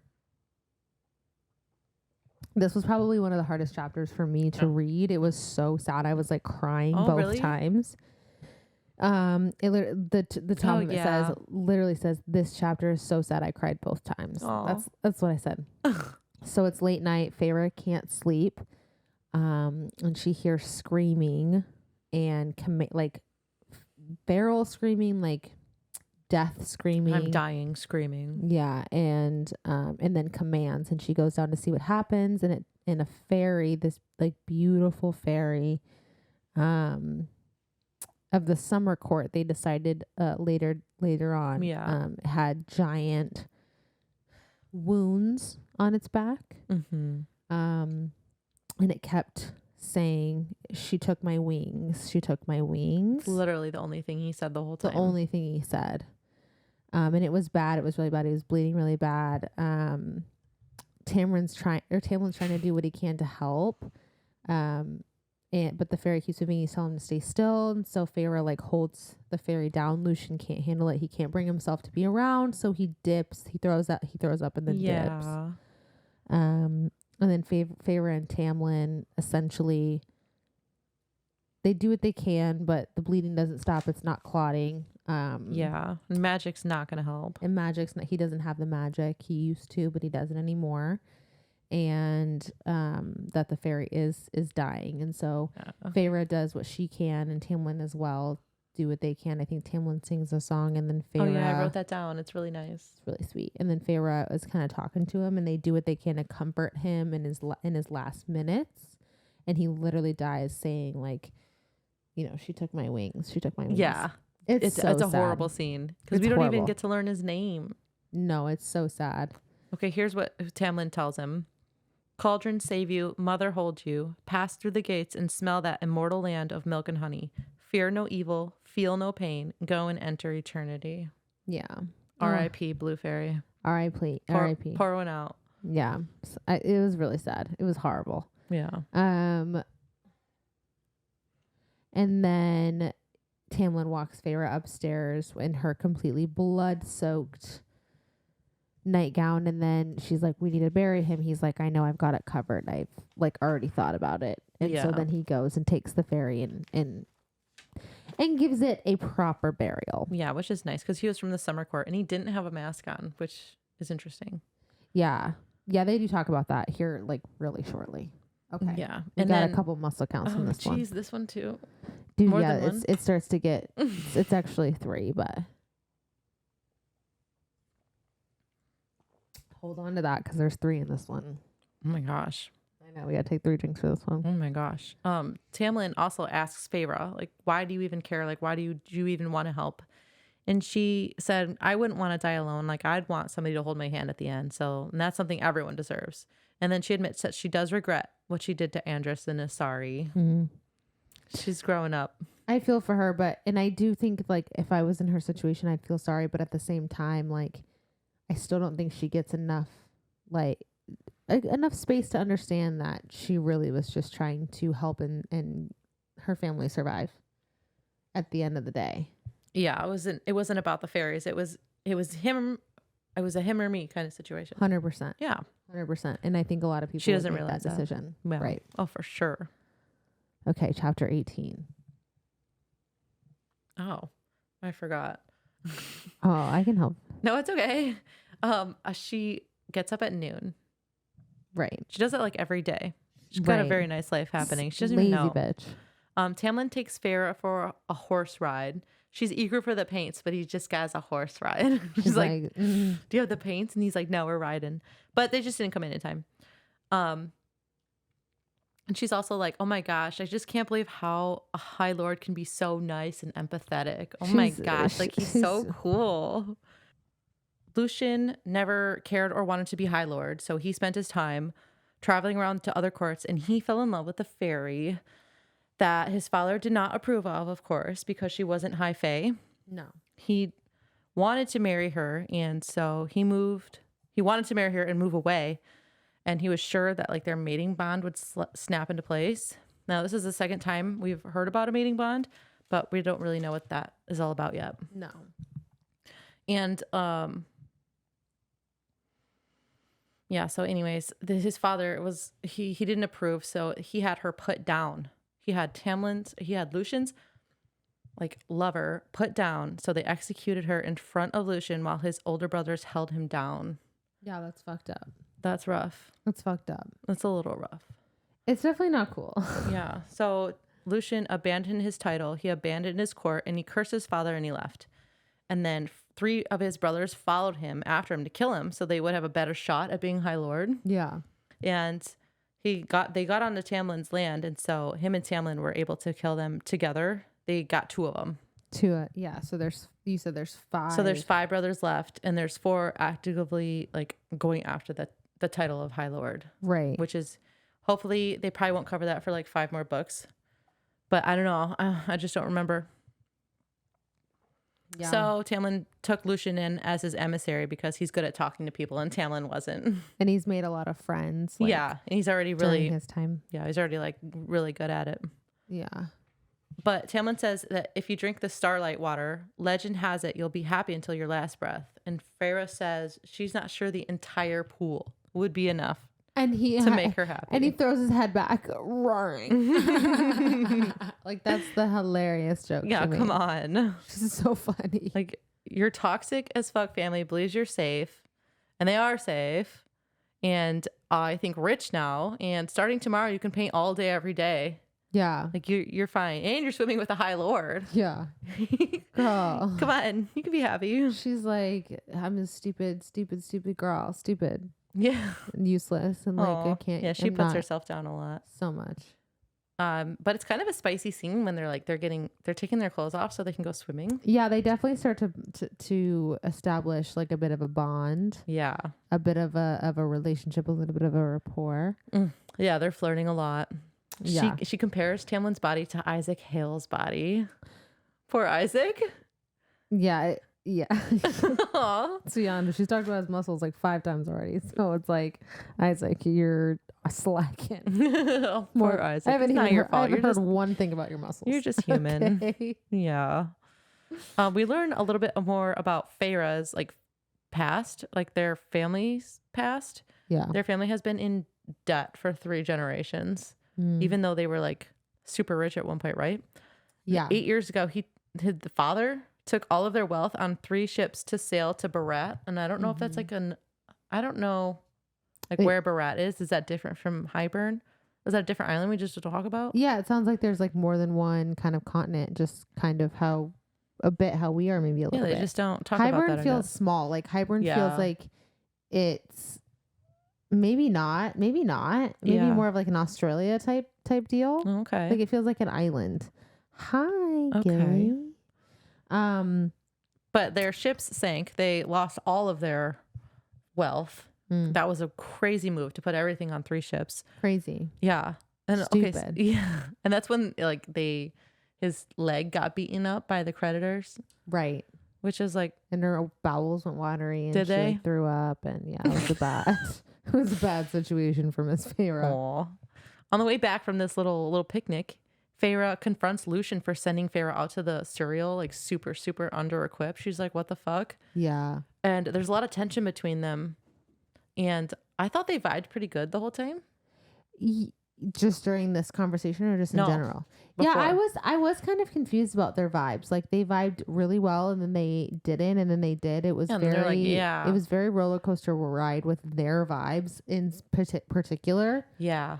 In my opinion, but still though, I felt like she was closer to Tamlin than she was to or closer to Lucian than she was to Tamlin, in my opinion. And Lucian actually gives her a jeweled hunting knife. Yeah. And he admits to hesitating to help Feyre when she screamed while she was fighting the Suriel.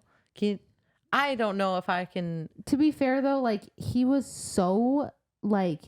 He said he only hesitated for a couple of seconds, But he was so late to it. Like, he wouldn't have even arrived. No. Like, he wasn't even close. He probably saw Tamlin running up. He's like, oh, he's got it. Yeah, I wonder if he did. Because, like, he never was there. And they were there for a while. I can't imagine that he even would have been able to make it, in my opinion. I guess I could be wrong. But. Yeah. Okay, now we have chapter 19, which is a long-ass chapter. I literally wrote that. I said long-ass chapter. Okay, so basically, she gets the paints in this chapter, and Tamlin shows her the art gallery that they have that he's had kind of closed off. He didn't show it to her initially because he was having it cleaned. And when she gets in there, she has this very large emotional reaction. She's like clutching her neck, clutching her chest. She's like very much in shock, and she's crying. She's just having a very, very, very like big reaction to it, which is fair. Art is her thing. You know, painting is her thing. Crazy. I like it. It's a beautiful moment. It is a really nice moment. It's a moment too that she's like shocked that the High Lord had it cleaned for her. She's like, this is the High Lord. Oh my gosh. She's like, he's so sexy. And so then there comes a point too where she gets a bit in her feelings as she's like painting and stuff. She's missing her family. Oh yeah. She forgot about her family. She kind of forgot about it, and then she gets upset that she forgot about it, and she kind of blames Tamlin. And it says, they go to the gardens. She confronts how upset she is with them because they didn't try and fight for her when Tamlin took her. Oh yeah. She feels guilty and selfish for painting when her family doesn't remember or care that she's gone. She's gone. And Tamlin says, don't feel bad for 1 minute about doing something that brings you joy. Right. Exactly. Yeah. And he said that with Feyre's blood on his lips, by the way. Right. He was like kissing her. This is a real finger that she moment. cut on a rose or something. He's like, yeah. This is where she gets all pissed off, and they notice her mood, and they try and like talk around it, and they're like, oh, we know you're pissed, but they don't want to say anything. Yeah. But so this is where she goes to their rose garden, and we kind of learn about Tamlin's family. So his mom and dad were mates. Oh yeah. Okay. They weren't just married, they were mates, which means more than even being married. It means like everything. It's like a natural, like primal thing that connects two people. Yeah. And his parents and his siblings all had slaves back in the time where they had slaves, and Tamlin had kind of said that he like hated it, but he didn't know, he was so young that he wouldn't have fought in the war at all on either side. But at one point he decided to join his father's like war band. Yeah. And he said he was like happy. He was like thankful that he wasn't old enough. Yeah. He was like, I'm so glad.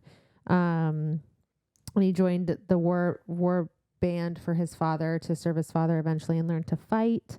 He never had any interest of being the High Lord, but his powers grew to a point that like he couldn't hide it. He couldn't hide it. Apparently it's like something you can kind of see. Yeah. But then his whole family was killed, and he was forced to become the High Lord because his entire family was killed except for him.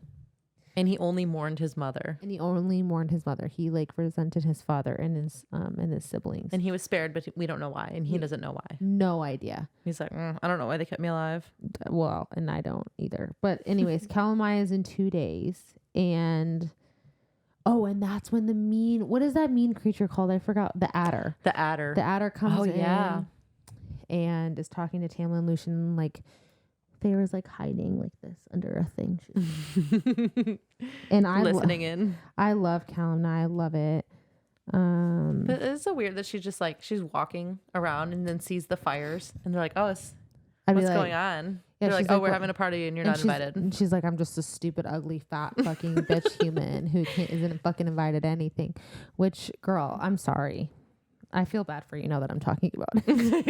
It would suck. I'd totally have FOMO. Oh, no. Yeah. Yeah, the Calamai is a spring ceremony where they light bonfires and they create magic to help regenerate the land for the year ahead. They'll explain it in more detail in the next couple of chapters. And Tamlin seems embarrassed. He is. Okay, chapter 20. Is that you, buddy? Okay, so it's Calamai. I spelled it phonetically for myself. Calamai. And Feyre's not invited, but she's still tempted to see what all the fuss is about. This is a very important chapter for the OGs. Really? Yeah. Okay. It's sexy. I don't know what I meant by that when I read it, but now I do. But again, Tamlin's like, stay inside, set a snare, do whatever you have to. Like, I have to take place in this ritual, and he's very upset about it. He's like, seems really annoyed. He's like, ugh, just this thing I gotta do. But it's gonna be super cool, and you can't come. Wait, this is an important chapter for what? The people that have read through the whole series? Yeah. So this will come around later. Yeah. Interesting. Yeah, think about that. I don't know where. And it feels like Feyre is gonna be in danger this night, even though she's gonna be in her room. Yeah. It feels like that. Fair. Feyre. Feyre. But she's unable to resist the lure of the drums. She says that like 5 times. She's like, these drums are like pulling me in. I'm just gonna go take a look. So she grabs a horse and she goes and sees. And there's this cave that's decorated, and it seems to be the focus of everyone's attention. And Feyre's mad that she was banned from this because, like, what is even happening? Like, you guys are just like gathering on this cave. Like, why could I have not come? She's like, literally, there's nothing happening. Also, there is a couple muscle counts in this, by the way. Ooh. Okay, so she's just trying to hang back, see what's going on, and something grabs her shoulder, and it's 3 fairies, and they're like strange. They're like scum. They're excited to meet a human. They're like, oh, a human. Yeah, they look like men, by the way, which is classic. They said they want to have fun with her and touch her hair. And she tried to get away, but like they just hold her stronger. And no one's paying attention because she's already far, like a little bit off the ways from everything, trying to stay out of sight. And she's in trouble here. Like something horrible is really about to happen. For sure. Yeah. And then strong, sturdy hands grasp her under the shoulders and set her upright. And this man pretends to have been looking for her, and he thanks the creeps for finding her for him. He's like, there you are. Thank you for finding her for me. I've been looking everywhere for you. And then she turns to thank him, and it's the most beautiful man she's ever seen. And we're like, whoa, what about all this High Lord Tamlin stuff? Yeah, Feyre? she's like drooling, and she's like, she doesn't even say like, what's your name? Like the first basic thing that I would have said personally, but like, whatever. I guess I'm not Feyre. I'm not as cool. I don't paint and like hate myself. Okay, so I wrote the best chapter so far. Ooh. So chapter 21. So Feyre asked the sexy stranger a couple of questions. Basically, like, are you part of the spring court? And he says to her, he looks her in the dead eye of the eye, and he goes, do I look like I'm in the spring court? Damn. And she's like, okay. Like, she melted into a puddle. She's like, fuck me later, please. There's a house over there. Like, he's not wearing a mask, Feyre. He's not from around here. Yeah, she's like stupid as hell. Anyway. So it's actually, I forgot to point this out, but when she tries to look at the fairies in the last chapter too, everyone's faces are blurred. Which at Calenmai. They're all blurred. She looks straight at them, they're blurred. If she looks them through her peripherals, they're like a lot more. Yeah. Which I think is because of something, but we'll explain it later. Okay. So she's like getting annoyed because like he's kind of like half answering her questions, which everyone seems to do here. They just can't answer her questions. And he's like essentially like stay out of trouble. And she thinks that he's talking about him, which I would. He's so hot. She leaves him and literally like she's walking around for like 35 seconds, like practically, and she makes eye contact with Lucien, and Lucien like rushes to her so fast she can't even like half take a breath. He's right there. Oh geez. And picks her up and then is running back to the mansion full speed sprint, like, you know, what's his name? Rhysand. Oh my god, I'm so sorry. Spoiler. What's like a really fast guy? What's his name? Usain Bolt. I almost said Roose Bolt. Oh my god, I'm so embarrassed. Okay. Not about that, about myself. Not about what you said. It's way more embarrassing. No. Okay. And like Usain Bolt, like back to the mansion, and he puts her down and he's like, do you even understand? I told you to stay in your room. Like, what is wrong with you? What is wrong with you? Seriously, you're fucking crazy. You're fucking so kidding me, stupid. Feyre. You're literally ugly. Talked about this. You. And he's like, do you even know what this is? And she's like, no, I don't. And he goes, basically what's gonna happen, he's gonna pick one of the fairies. He's gonna like go kill a stag. That were lined around the cave. He's gonna go kill a stag. He's gonna come back. He's gonna pick one of those bitches that were lined up for him. It's a high honor, so she's gonna be super duper lucky. I wish I was a girl. I'm super bummed that I'm like a man. And then they're gonna bang, and then that banging is gonna regenerate the magic for the land. Basically, to put it, into it's gonna regenerate it back into that. Yeah. And she's like, "Whoa, the crops depend on it." Okay, so here's where I would be like, ick for Tamlin, because if I knew I was literally sitting at my house and that man, I don't care what he's possessed by, is banging another chick, it's done for me. Really? It's the great right. All 7 of the High Lords do it. Here's the thing. I don't care. So fuck the magic at that point. Like if you love me, you're not banging another chick for friggin' the great right. Like I don't care about Fire Night. You can go fuck yourself. I'm so here. Funny. If you want me, I'm here. It's so ridiculous. Anyway, hours after the ceremony. Ooh, it took hours and hours. She thought about that. Because she's been like, really? You know, you need to get your dick wet that bad. No, you don't. That's the thing. Anyways, and so she's like going to get some food, and she's like, I'm gonna paint it off my mind. She runs into Tamlin, and Tamlin has the nerve to be like, they have a really steamy encounter. Yeah, it is so hot. Oh my god, yeah. He basically was like, I could smell it. He was like this. I'll get into character. All right. He was like, I could smell you, but I couldn't find you. She made me pick another. She told me I had to be rough with her too. I wouldn't have been rough with you. I would have made it last all night, and you would have been screaming my name. So that's what he says to her, and I'm wet thinking about it. Woo. And it's ridiculous. It's so good. And it's not even that hot. Like, if a regular man said that to me, I'd punch him in the throat. Yeah, like, F that. Like, get out of my face. Are you kidding me? I would throw up and then punch him in the throat. Different. But when Tamlin says it, I was like, oh, good God. And then she says, why would I want someone's leftovers? Which is facts. Which is as she should say that. Because, true. But yeah, I thought that was kind of like, and then he bites her neck. Yeah, and I was like, oh, and he says, don't ever disobey me again. Don't ever disobey me again. And she slaps him in the face. I'd slap him in the face. And then he laughed. But then I'd fuck him for sure. But she still wants him. That night. She wants him. She does want him. She wants him. That was another turning point. She's like, take me. She's like, literally just like, take me on this wall. Please. She's like, I will do it. I will. Bet. That's funny. Okay. I need to stop saying that's funny. I am acknowledging that. Okay. At breakfast, they argue, and as revenge, Feyre painted Lucian and Tamlin as pigs. Yeah. I thought that was so funny. I don't remember that at all. Yeah. I just picture that. She's painted like 6 pictures of them as pigs. She's like, once I was satisfied. They apologized to each other at dinner, though, so it's all good. So we learn Alice is from the summer court, and she chose to come to the spring court because her sister was killed at the summer court. So sad. It's still a little unclear. Yeah. But Tamlin and Feyre are super flirty. Feyre's becoming happy, and it's manifesting in her features. Yeah, for sure. Yeah, she's like plumper, and her skin is glowing. Yeah, she's got like she's gaining weight. Yeah, she's got a fat ass. She's got a fat ass. And then she's like, "Why are we sitting so far away from each other? Like, you're so far away." So Tamlin vanishes the table and makes a smaller one. He's like, "There we go." But it seems to like take a toll on him. It was like really hard for him to do that. It was. And Feyre was like, well, what the fuck? The serial said that you didn't have a lot of power. You were the power. Yeah. Like, and it's just a little table. She's a little confused about that. And so are we. Right. She's super disappointed because she's rich. She's attracted to power. Right. She's like, fuck, that's not hot.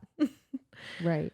But Feyre shows him her paintings, which he's not been curious about or has asked her about before. This was so painful for me to read. I couldn't. They have finish up. I hate this part. They have like pity squabbles about their previous lovers, which is wild because Tamlin is like 509 years old. No, this was ridiculous to me because she came in and she goes, "Here, I want to show you this one picture that I drew you. The one picture," and he's like, "Yeah, okay, that's that's great, but look at these around here. Like that would hurt my feelings so bad. Yeah. She's like, I'm really proud of this one. And he's like, what about this one? And he's like, right, but like fucking throw that in the trash can because I actually like that one. Which one was it? That It was like so mean. It was like the one of her in the woods. Yeah, in her forest. Oh, I would be so upset. That's funny. I'd be so pissed off. Was that one? That's the chapter? Yeah, that's all I got for that one. They have another moment. They have a sweet moment. Aww. And it feels like it's the calm before the storm. Yeah. It does. Before they fuck. That's the storm. Okay, so Tamlin takes Feyre to another glen and they sit there and he is about to fall asleep and she's like, oh, don't fall asleep. And he basically is like, oh, you can't. He's like, I'm falling asleep from the sound of the music of the trees. And she's, she can't hear it. So he takes the glamour off of her that's been on her the whole time, which is fucked up to me. Yeah, I hate that glamour. Yeah, he takes the glamour off of her. He takes the glamour off of her and she can kind of see him in a little bit of a different light where she can kind of see his powers and see through his, I don't know, his face that he puts on. He can see everything's just way more beautiful. It's just very different. So he lifted the glamour and then she goes back to the manor and there's fairies everywhere. And she's like, where did all these people come from? Yeah, well, here's the other thing too. She gets really superficial about the mask. She gets really weird about the mask when she's there. She's like, I don't know when I became so superficial. She's such a bitch. Ooh. And anyway, she hates the mask. But then, when she gets back, she sees all of these fairies. She sees Alice in her true form and like everyone, there's hundreds of fairies that were there that she had never seen. Yeah, they're like gardening, they're sweeping the hallways. Yeah so that was pretty fucked up. But anyways, when she's about to fall asleep, when they were in the thing, they traded the glamour off for a kiss. But then she fell asleep and he told her that she was exactly as he dreamed, which I thought was interesting. That was sweet. It was very sweet. They're falling for each other. And the next day she's seeing everything more clearly. Yeah. And then this manor is bustling with fairies and she could never hear or see. And so like when she went to go run for the puka, like she was just running, like weaving between the fairies and they're just watching her like, what are you doing? Oh yeah. And she's all pissed. And then Tamlin and Lucian are laughing at her for that. They're like, yeah, they're everywhere. But later she walks into the garden to like go paint and there's a head in the garden. Yeah. And like why and how with all these people around is she the first one to come across this? That's a great question. I never really thought about that. Because Tamlin and Lucian like walk up right behind her seconds later. They're like, right. Ooh. Yeah, how did we let you see this? No, I don't know. That's interesting. That's funny. They don't know. Okay, so they don't know who it is, but it is Brandon with a mountain and 3 stars. So that's the Night Court. And they say that the Night Court is full of all sadistic killers. They have twisted morals and torture for fun. And the head was a prank. Yeah. What kind of thing is that? They're like, don't worry, Feyre. It's just a prank from the High Lord of the Night Court. Yeah, like, don't worry. It's like fine. Like, you're going to be fine. Like, yeah, literally, it's just like, he does this all the time. Prank. It's totally fine. Oh, God, Feyre. Like, calm down. It's like, what do you mean? What do you mean? Did you, what do you mean? Like, did you do that to the slaves? Like, that's so crazy. She's like, this is how bad it was. Yeah. This is not good. And this is just a joke. What did you do to the slaves? Right. Which is actually fair. I didn't even really think about. Yeah. Yeah, no, that's fair. And then they have a little moment. Tamlin says, I was glad to see the slaves go, even if my brothers and father weren't. And he's upset. And Feyre says, you're not your father. You never made me feel like a prisoner. Oh, that's important. Right. And we get a sense that there's more to his family history than we know, but 100%. Of course, yeah, we don't get that info. 100%. Okay, so then chapter 25 is the summer solstice chapter. So it's the party she is invited to. She's actually invited to the party of the summer solstice. She again just like happened to walk up on the decoration. She's right. Like, what's and going she's on? Like, I don't even know what's happening. And they're like, it's the summer solstice. You're going. Alice is saying this to her. Mm-hmm. Dresses her in a beautiful, I think, blue chiffon gown. Oh, yeah. Which is really nice. It's very flowy. Yeah, she likes beautiful. It. Chiffon is amazing. And her hair is down and she has flowers and like the kind of like crowning her head. Yeah. I picture it like kind of like a headband. Flower crown. Or a flower crown, exactly. And the summer solstice is basically just a party. Like this one's not supposed to be like Calamni. It's supposed to be Calanmai. It's supposed to be more of just like dance, eat, celebrate. Yeah, celebration, not a regeneration. Liberation of being, a celebration, not a regeneration. Exactly. So Feyre gets there and like Tamlin dips and she's not with anyone, so she gets some food and then she decides to get some fairy wine, and Lucian shows up and he's like, I wouldn't drink that if I were you. And that's exactly how I pictured it. Right? I wouldn't drink that. And she's like, oh, this? And he's like, yes, that. And she's like, and chugs it. Slams it. Because she's like, one night I'm going to let loose. Yeah. Right? And so she starts dancing and whatever. And Lucian's like stressed the fuck out because she keeps almost dancing on rocks, like impaling herself with rocks. And he's like, can you please calm the fuck down because you're about to die? And she's like, oh, die. Oh, and like shaking her shit. She's having a good time. I don't blame her. Honestly, that's me at the club at 26. I'm 27. Oh. Just kidding. Last year. That was me. And Tamlin's playing the fiddle. He's a good fiddler. He kneels down in front of her and plays a solo. A solo just for her. That would have been it for me. That was the moment for me. It would have been way before that. It would have been as soon as I saw him turn into a human. I wouldn't even need the High Lord title. You're sexy as fuck. So anyways, he leads her away to go. What did they go see again? I don't even remember. The Will-o'-the-Wisp. The Will-o'-Wisp, right. And then they make out. She like kisses her like a couple times really gently, and she's like, she looks at him, she's like, that's it? Yeah. That's it? Really? That's all you got. And then he like kisses her like with full a little tongue. more, With like full tongue. He kisses her. Which is how anyone would want to be kissed. And then they watch the sun or the sky turn like gold, and that's it was a beautiful night. It was a beautiful night. It was a really beautiful summer solstice chapter, and they do have a muscle count on that one. And in the next chapter. All right. So the next morning we learn at breakfast that the blight has taken 24 younglings from the winter court, which is super tragic because the younglings are rare. Very rare. But the night court is fine. The night court is chilling. Night court. Of course they're fine. They're too chilling. But something's coming, or someone's coming, and it makes Tamlin and Lucian nervous. So they glamour Feyre anyway. And the man that saved Feyre at Firelight comes into the dining room. Oh, this is this part. Oh, this part is fucking brazy. So we learn his name is Rhysand. And him and Tamlin haven't seen each other for 49 years. Yeah. Yeah. And it's revealed that Rhysand sent the head as a little jokey joke. Oh, Rhysand. And he's apparently visiting to check up on Tamlin. He mentioned something about Under the Mountain. And he says he's surprised that in 49 years that Tamlin has made no attempt to save himself or his lands. And that implies to me that there was something that he could have done all along. Right. So why wasn't he? Right. We don't know at this point. But Tamlin's like, no, like, listen, I couldn't do anything. There's just no way. And Rhysand says it's a pity and pathetic that he was so resigned to his fate. Then Lucian says, what do you know? You're just Amarantha's whore. Amarantha, the famous her, the infamous her. Woo! We got a name. Rhysand is like, okay, yeah, but like I was doing it for a reason. Like, trust me. It was for a reason. Right. And he's so cold and it hits hard with his words. And he is like scary, powerful. Yeah, he's very scary. And he says it's sad to see his mother in perpetual mourning over losing him. He says that to Lucian. Mm-hmm. Ice cold.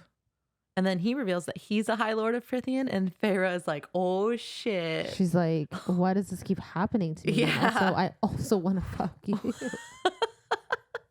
Why do I want to fuck all the High Lords? Oh gosh. He just changed in her eyes instantly. Oh my God, High Lord, High Lord. Oh my God. But Rhysand says she's already preparing for you. Given your current state, I think I can safely report that you've already been broken and will reconsider her offer. So that's weird. Bad. And so despite how smooth he is and whatever, he's still here on Amarantha's orders. And he figures out their glamour and finds Feyre. And he's like, what the fuck? Who is she? Like, why would you glamour her against me? And, yeah, he's so mad. And Lucian's just like, oh, she's my betrothed. And Rhysand is like fucking with Feyre. and Tamlin doesn't move a muscle. No. Dude. Tamlin's shitting down his leg. I just imagine stomping his feet and crossing his arms like, let her go, because that's what he does. He's like, let her go. But he's just sitting there. Hey, you better let her go. Hey, That's my girlfriend. Hey, please, let her go. He tells Tamlin she might have been the one for him, but it's too late. Ugh.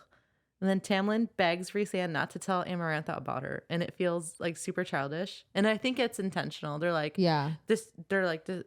distinguishing the power difference in them. Right. Which is crazy. Right. Rhysand is not shy about referring to himself as Amarantha's whore. Yeah. He doesn't care. He's like, I'm fucking her. Like, what do you want from me? Oh my God. He tells and Tamlin I'd do it again. Yeah.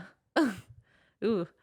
He tells Tamlin to beg, and Tamlin gets on his knees and he begs. That was a hard. It is really hard scene to listen. Forehead to the floor. Ugh, for both Lucien and Tamlin.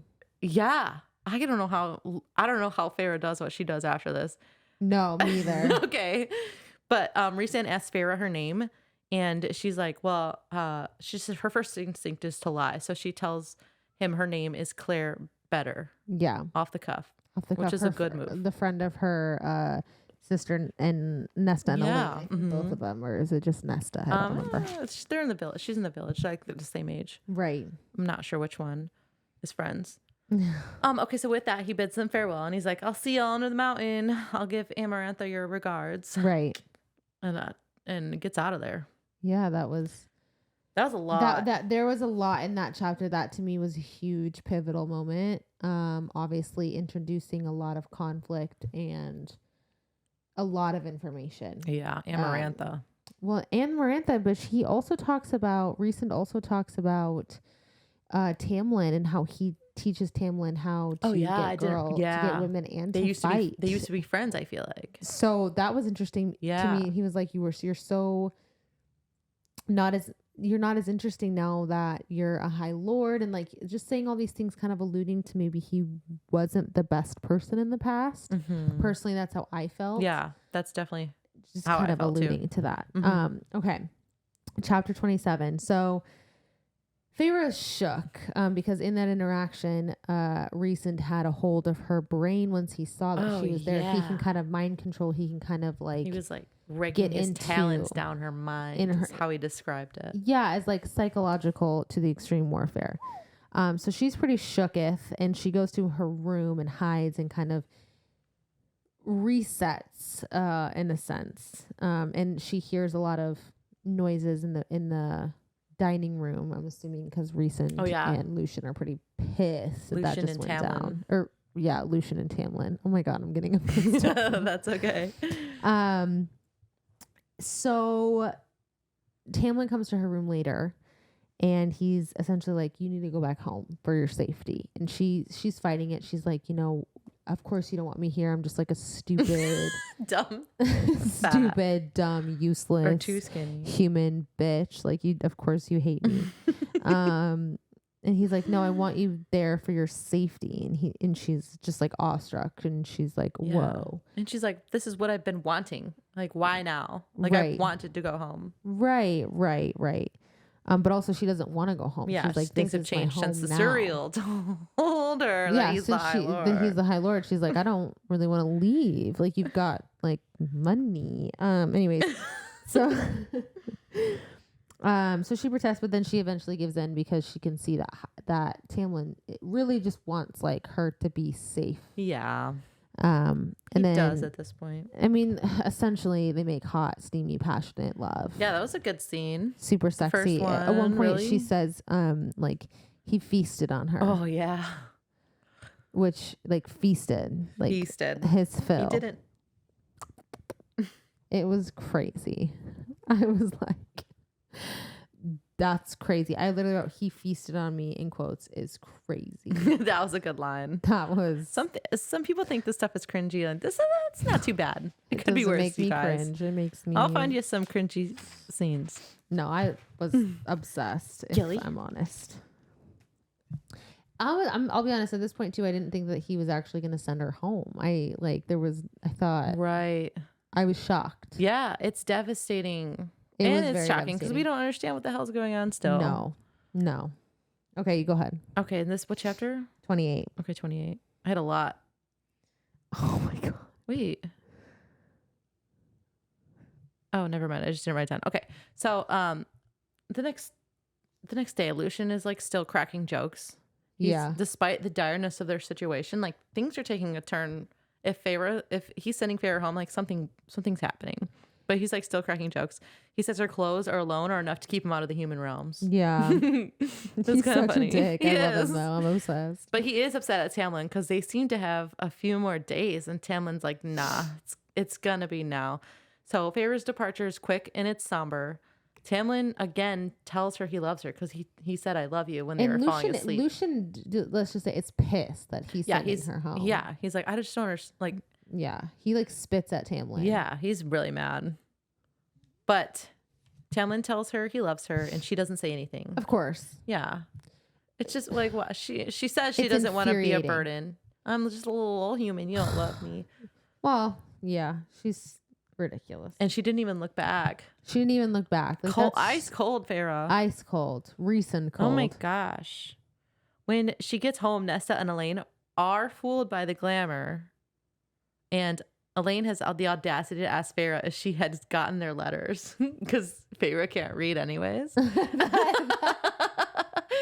Oh my It's like, God. Elaine, are you kidding me? I can't read. I literally can't read. But no, I didn't get them. I literally can't read.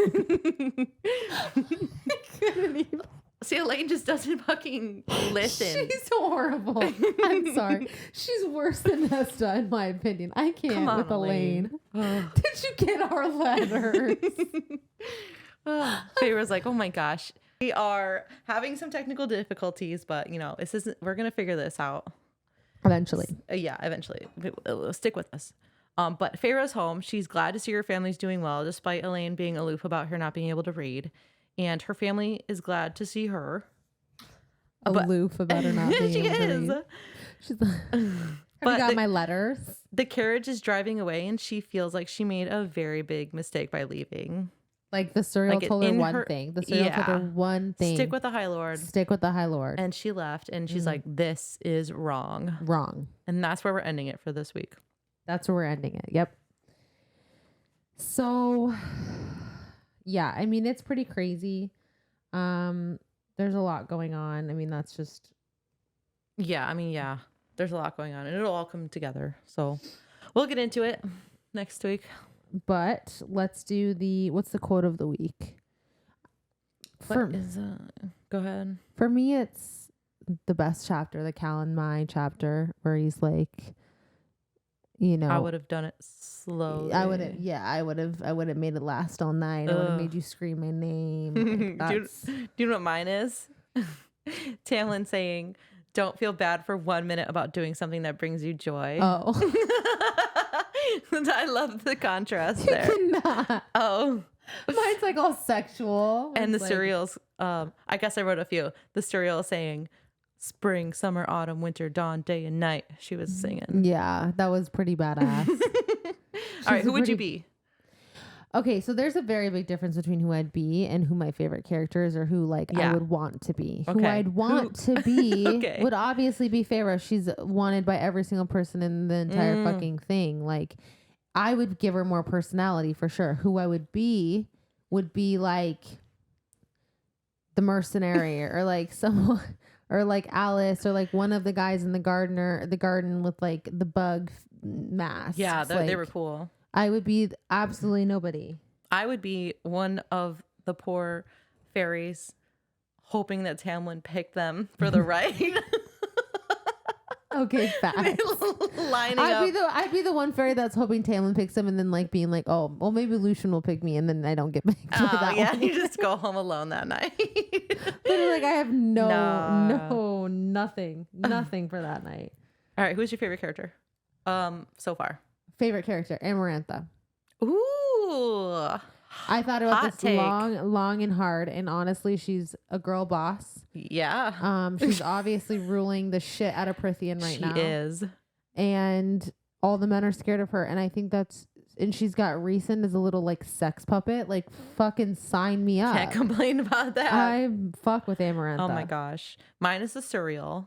just she slash he slash it is just so interesting, and like it she knows everything that other fairies, and other fairies don't even try to like utilize them. They're like, oh, there's just like a thing. We don't really.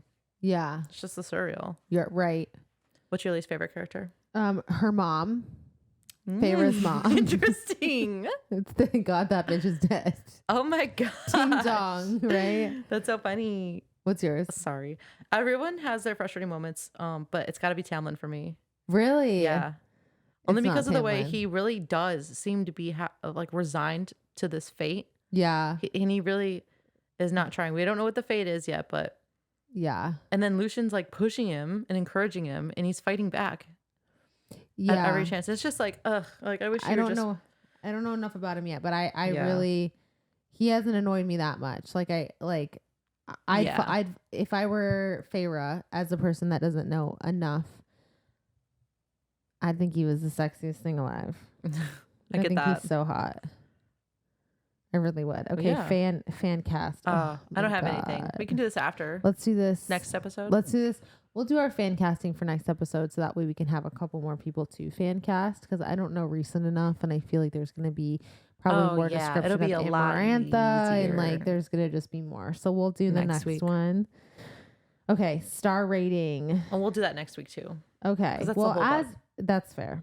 Okay, let's do predictions. Okay. This is what I've been waiting for, if I'm honest. I think I have the best prediction. Okay, so here's my thing, right? So let's start it all the way back. So I think the King of Highburn has something to do with it. He set off his high, what are they called? Like his guards or his people to go into Prythian and sneak around and essentially get information. I think Amarantha was one of those. And I think that they talked about to someone, what's the word I'm looking for? Like betrayed him. Okay. And I think she betrayed him and essentially used the blight. Maybe took control of it, something that he released, or maybe she released, I don't know, but she obviously has some sort of control over it now, in my opinion, to take over Prythian to try and be like a queen of Prythian, because there isn't really one specific, like they're lords of lands, but it's not like there's no one overall entity. Yeah. And I think she's trying to be like that bitch, which let's put respect on that bitch's name, because she's killing it. Oh my gosh. And I think she's using the blight as a way to kind of coax the lords onto the high lords of the courts under her, like to kind of put them in place. As a fear mongering thing. Did you read ahead? No, I swear to God. I'm just kidding. Swear to God. I swear to God. Because they keep mentioning that, like, you know, whatever, like that makes me feel really good that they said that, because I've been overanalyzing this book so much. Yeah, we've been spending weeks on it because we knew what book we were doing, but it took like 2 months to even get to this. 2 or 3 months to get here. So we've been dwelling on this first 28 chapters. Yeah. For a while. For a long time. I think that so the spring courts obviously is the curse of the masks.